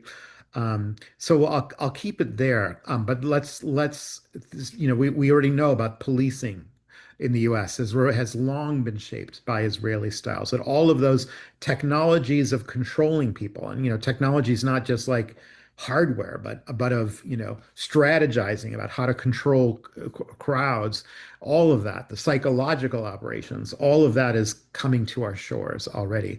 And I apologize. I thank you so much to Dr. Ahmad and to the others who are not with us anymore. Dr. Bani is still here, I see. And I do have to run to get my son before the time is up. So thanks, everybody. See you on chat and next week as well. Bye. Tom. Thank you, Tom. Stop by Dearborn whenever you can, please. We can Yes, yes. Iman? Assalamu alaikum. Salam. I'm sorry, I'm having a hard time with my thoughts today. I really wanted to thank Dr. Ahmed and Munder and all of the people in Gaza for their testimony today. Um, I wanted to thank Hajja and Dr. Bani also for reminding us that this is not just in Gaza, this is all over. I know that many of you guys are probably feeling the same. It's quite overwhelming to hear, to see what's happening in Gaza over and over and then feel like, like why isn't something changing? Like I feel so bad, Dr. Ahmed, that we haven't been able to change anything for you. And then to hear that it's happening in other places and to see what's happening here in this country. I like I said, I don't know what to say. I'm sorry. We won't stop. We have to find a way. I don't know. I've lost hope in these stupid Congress people and presidents and all these people. It has to come from the people. We have to find a way to make people care. All these people that supposedly care, we have to and have them pressure, because these people, they're bought, they benefit, they've lost their humanity. I don't know. And in Islam we talk about about people's hearts being closed, right? It's like black, there's nothing left in those people. And I don't think there is anything left in Trump or Netanyahu or these people in Congress, unfortunately, and so I think we need to really focus, on the people. It has to be a grassroots movement of the people somehow, to, get the aid in to stop the bombs. There are people who are doing it. It's just not enough. So I'm sorry that I have anything really like positive to say, but Dr. Ahmed, I appreciate you coming on every week and everything that you're doing. And, you saying that every second is a problem. Ya Rabbi, you give you the strength, inshallah. I miss not seeing your son today. He always is a very bright note. And Ya Rabbi, dik al-afia. And sorry, assalamu alaikum. Thank you. دكتورة إيمان. ترد عليها. تفضل يا أحمد ترد عليها. نادي محمد, please, your support for us, your heart feeling, we feel about everything. Your words are touch our heart. Every letter, every word, everything you are talking about is touch our heart, and this is makes a lot of support and make us more stronger. And we have to continue and we have to stay. Again, my friend and my sisters and my brothers here, we are taking a lot of energy and a lot of fuel from this webinar. Sometimes I'm started weak, and at the end of the webinar, I'm more stronger and more able to continue, inshallah. We promise you that we will not stop. This is our duty. This is our, we have to continue. This is our people. We have to manage our people. We have to treat our children. We have to save what we can do. We will not stop. And vice versa. We are more stronger than before the war. This is Muhammad here. Want to say hello for you. محمد كيفك محمد؟ هاي الحمد لله تمام. I mean, you thought the day will go by without seeing you? What's wrong? Why? Are you mad at us? No. Of course, I can't be, man. منيح انك جيت الله يخليك. الله كيفك؟ يسعدك يا رب. الحمد لله, it's all good. منور. It's We always can't good to see complain. your smile. الحمد لله. So we get strength from your smile, Ahmed. Muhammad. Muhammad, على فكرة, is doing a great job with his colleagues. They're working on the soup kitchens. They are helping a lot of families, and we'll continue to work with them. And mashallah, عنه, he's 19. but he is helping the people, the civilian, the victims, more than the president of the biggest country of the United States, who calls himself Trump. So thank you, Muhammad. It's good to see It's you. my pleasure. I mean, Yeah, تفضل يا محمد. it's the minimum what we can do. I'm the one who's supposed to thank everyone who is feeling of the people in Gaza and Palestinians. I'm the one who's supposed to thank everyone who's donating and who's sending money to Gazans or sending support, even if it was like money or something else. Something else, but it's just so appreciated and it's respected. And Dr. Iman, I really respect and appreciate what I can see, and I can feel your feelings. And from someone who is living in Gaza now, this is so respected and appreciated. I'm gonna respect that all the time. Thank you so much for your feelings. Love you like my son. I make dua for you and your father every night and every morning at Fajr. I make dua for you. Inshallah, Rabbana protect you, inshallah. Inshallah. Muhammad, it's our duty. It's nothing what we are doing, it's nothing. This is the minimum. You are hero, really. Yani, we are honored to have this chance to do that. This is minimum. We do Inshallah, nothing, really. inshallah, everyone will visit Gaza. I promise You're that he inspiring will us. enjoy that visit, and it will be something beneficial, not for us, but for him. You know, a lot of groups and doctors who visited Gaza, I sit with them. I told them, please, you are suffering here. You are far away from your family. You are feeling suffering. You know what he's told me, that he want to come back again and again because he feels something comfortable in himself, and that God will protect her family in the site that he left them. When he go back to Egypt or America or United Kingdom, I found a lot of them. I contact a lot of them. They told me that we feel about el baraka feeling. What is el baraka feeling? That everything is money is good, health is good, their children is good, because they are feeling about Muslims in Gaza, their brothers and sisters in Gaza, and their children. So we are proud for every one of you. But دكتور نضال الولد هذا بده يسافر ويسيبني. مين؟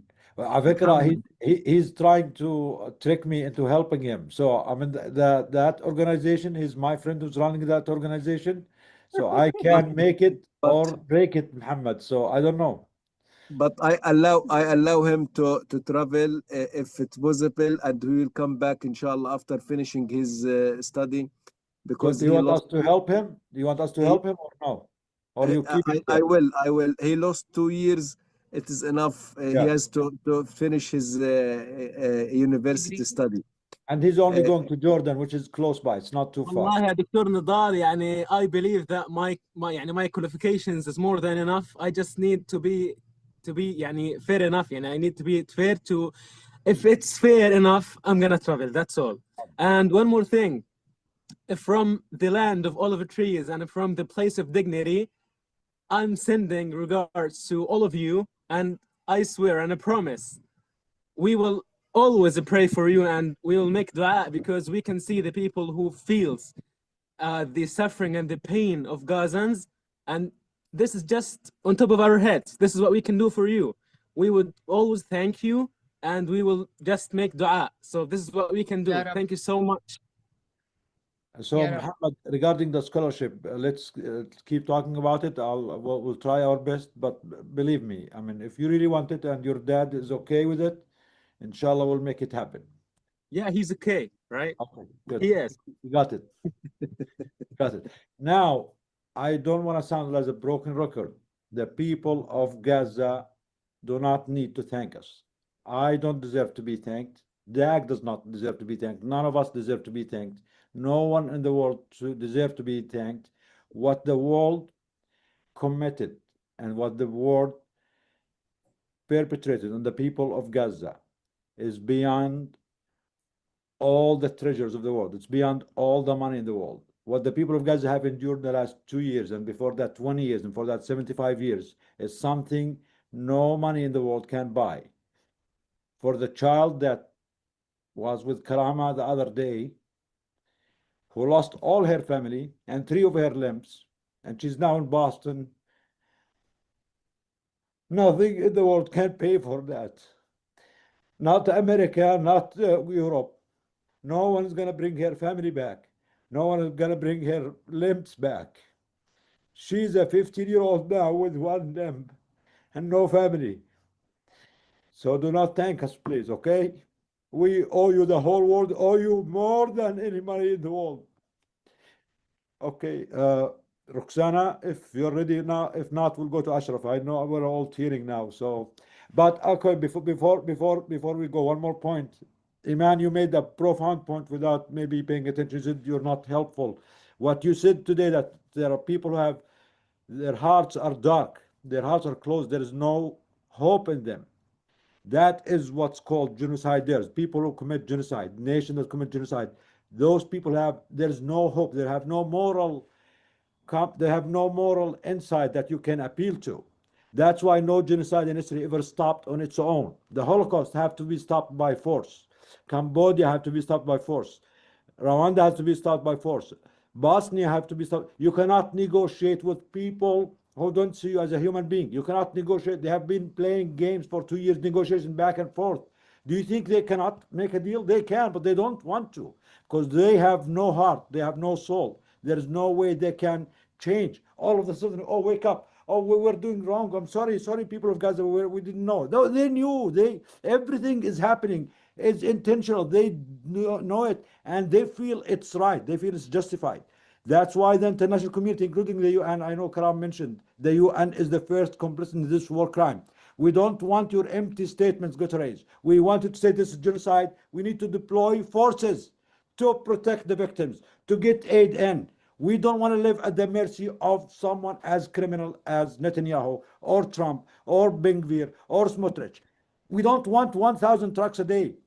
What is the point of sending me 1,000 trucks a day if you can't stop them tomorrow? It should not be your call to start with. You are the criminal here. The criminal has no choice, should not choose what to get in, what to get out. The only choice for him is to be in The Hague. All these war criminals should be tried. That's the only thing we need to hear back from them when they are in jail and being, held accountable for their crimes.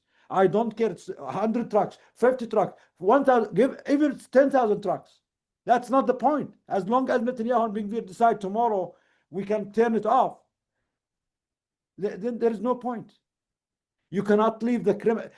I mean, even the regular crimes. Do you appeal to the rapist? Do you appeal to the criminal to stop, to wake up? That's why we have jails. That's why we have criminal system. These people are beyond repair. They need to be crimed. The Arab countries, especially Egypt, Jordan, Saudi Arabia, all the major Arab countries, you are complicit in the genocide of the Palestinian people. You are all criminals. You are participating in the crimes. We are not asking you to send troops or launch wars. At least stop the bandura. Aib alaykum. Stop. Do sanctions on Israel. Boycott. Isolate Israel. And I remember you had airplanes and you had armies when it was something coming from the east side, from Iran. Where are your armies? At least feed the children.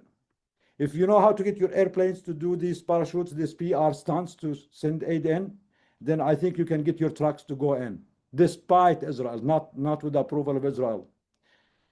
It's embarrassing, Sisi and King of Jordan and everyone else. Roxana, sorry, good, I'm changing the mood a little bit so we're not crying. Go ahead. Thank you, Nadal. So I wanted to just say that I really appreciate our colleagues in Gaza coming every week. I think I speak for all of us, Dr. Al-Farah Muhammad, when I say you guys are really the highlight of the week for many of us. Seeing you really, warms our heart and does keep us going. On that note, I think it's so important to have that compelling testimony that our colleagues in Gaza do provide. And I actually have something that was sent to me last night from a medical student. His name is Adnan Isa. he wanted me to share it. It was his message to the world. So I'm just going to read what he sent. He's a 5th year medical student, and he's been working, day and night since all of this started. So I'm going to just read his message. He says, "This is my message for the real humans who have real feelings about Gaza and what happened here in Gaza. I want to speak up. I want the whole world to stand with us and fight for us and be with us. Now we are going through a real hard time and a terrible time. We need you to stand by us, to fight for the hungry and weak people, for the kids who are dying here. We just want to feel like we are really actually human like everyone else. I don't want to feel like I'm a number in this life. We are not a number. We are human. We love life. We die. We are being killed. All of Gaza is like one big target by the occupation, and things are getting worse. I'm saying these words from real pain inside because of what we've lived through. You are our only hope to stop this genocide and all this madness. Keep going and fight for the children and the women, the medical field especially.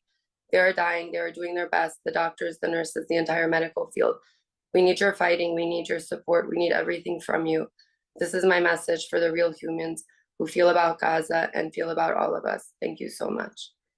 And he gave that to me as a voice note, and I plan on putting a post on social media, but I transcribed it so I could share it with you guys today. Thank you, Roxana. Yes, we should remind ourselves that despite all the catastrophe visited on the people of Gaza, there are still more surviving children, more surviving mothers and fathers and doctors and colleagues and civilians in Gaza than the one we lost. So we cannot give hope because those survivors still need us. I know we failed the ones that we lost, but we should not fail the ones who are still surviving. That is our promise. That's why we cannot give hope, although it's very tempting, it's very discouraging. And our politicians, actually, this is also by the design. This is a Zionist project too, to make people lose hope. This is also by design. These people they are so weird that they studied even this, how to make the rest of humanity give up hope, how to make the activists give up hope, how to make the movement lose hope, because that will give them more time to do it. So this is also by design. It's intentional, and that's why we need to resist. We need to stay strong, and the worse they go, to stay stronger, because there are still more people who need us, and we need also to put an end to their designs and to their projects that are anti-human. Dr. Abul Aziz, are you still there? Doctor, sorry for the delay for you. Ashraf. Yes, يا هلا I'm يا here. باشا، يا هلا Thank you. نورك. أهلا هاي أهلا أهلا مصر اللي بدنا بيك. نسمعها، مش مصر السيسي، بدنا نسمع منك. You are الله the يخليك الله representative of يخليك. Egypt, not Sisi. الحمد لله الحمد لله. يعني this was overwhelming, really. I mean, had been what, 4 hours now. I mean, there had been a lot that had been said, and a lot of emotions, a lot of information. And I just want to start by reciting a verse from the Quran. ولا تهنوا ولا تحزنوا وأنتم الأعلون إن كنتم مؤمنين. Iman, please don't give up and don't despair and don't get sad. We are better than them, and we know that, and we have to keep our heads up, and we should not give up on this cause. The only thing that Allah is asking us to do is to do the best that we can do to help the oppressed, to help the poor, to help the needy, to help those people. The results are in the hands of Allah subhanahu wa ta'ala. We don't owe the results. I mean, it feels so bad to see what is going on over there, but we should not despair at any time. ولا تيأسوا من رحمة الله. So this is our motto. The second thing, of course, it's always a pleasure to see Dr. Ahmed and Muhammad, his son. I mean, this gives me always, with their smile and their attitude, that give me hope that the future is going to be much better. Alhamdulillah. Few reflection on what was talked about today. One of the things that I really appreciated is that we talked about Congo, we talked about Sudan, and before that we talked about Tigray, and we should be including this. Doctor Against Genocide should be against genocide anywhere. Gaza is our first priority, but the rest of the world is also our priority.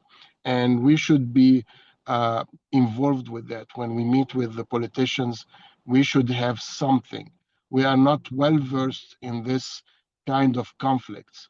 So maybe the people, the speakers that talked about this specific conflict today, they may give us like a one-page summary with 2 requests regarding what we need to submit to the politicians. I think this is going to give DAG more credibility towards the politician. One of the questions that always being addressed when we talk about Gaza, yeah, you talk about Gaza because it's the Jews, you are anti-Semite. Why you're not talking about Congo? Why you are not talking about Sudan? Why? So we need to be addressing them. But for politicians, they need something specific to be addressed to them. And I mean, not that we are hoping that those politicians are going to be changing much. We know that the orders come from the top. It is Trump. It is Trump and the people around him. And to get things changed from top to bottom, we have to move the grassroots. And the only way I see it, living in the US for 30 years now, to get things moving in this country is to talk to people about something that affects them personally. And the way I'm looking at it right now is that Trump is taking us the same way Hitler took Germany in the 1930s toward the Nazi regime by silencing all opposition, by canceling parliament, by taking like a common enemy against everybody. Trump talks now about immigrants. Immigrants is the enemy for America. They are the reason for everything, all the troubles that we have. We have to. This plan is going towards fascism and Nazism. And it's very obvious and people don't understand, but once people realize that this is going to be affecting them on personal level, because I mean, as an American, I mean, I'm sorry to say that, but I mean, the most they care about is the football games, the NBA, the next concert they are going to, the next vacation, the next, I mean, yeah, they can see pictures, they can feel bad about starving kids, but when they feel that the whole system, the whole democracy, the whole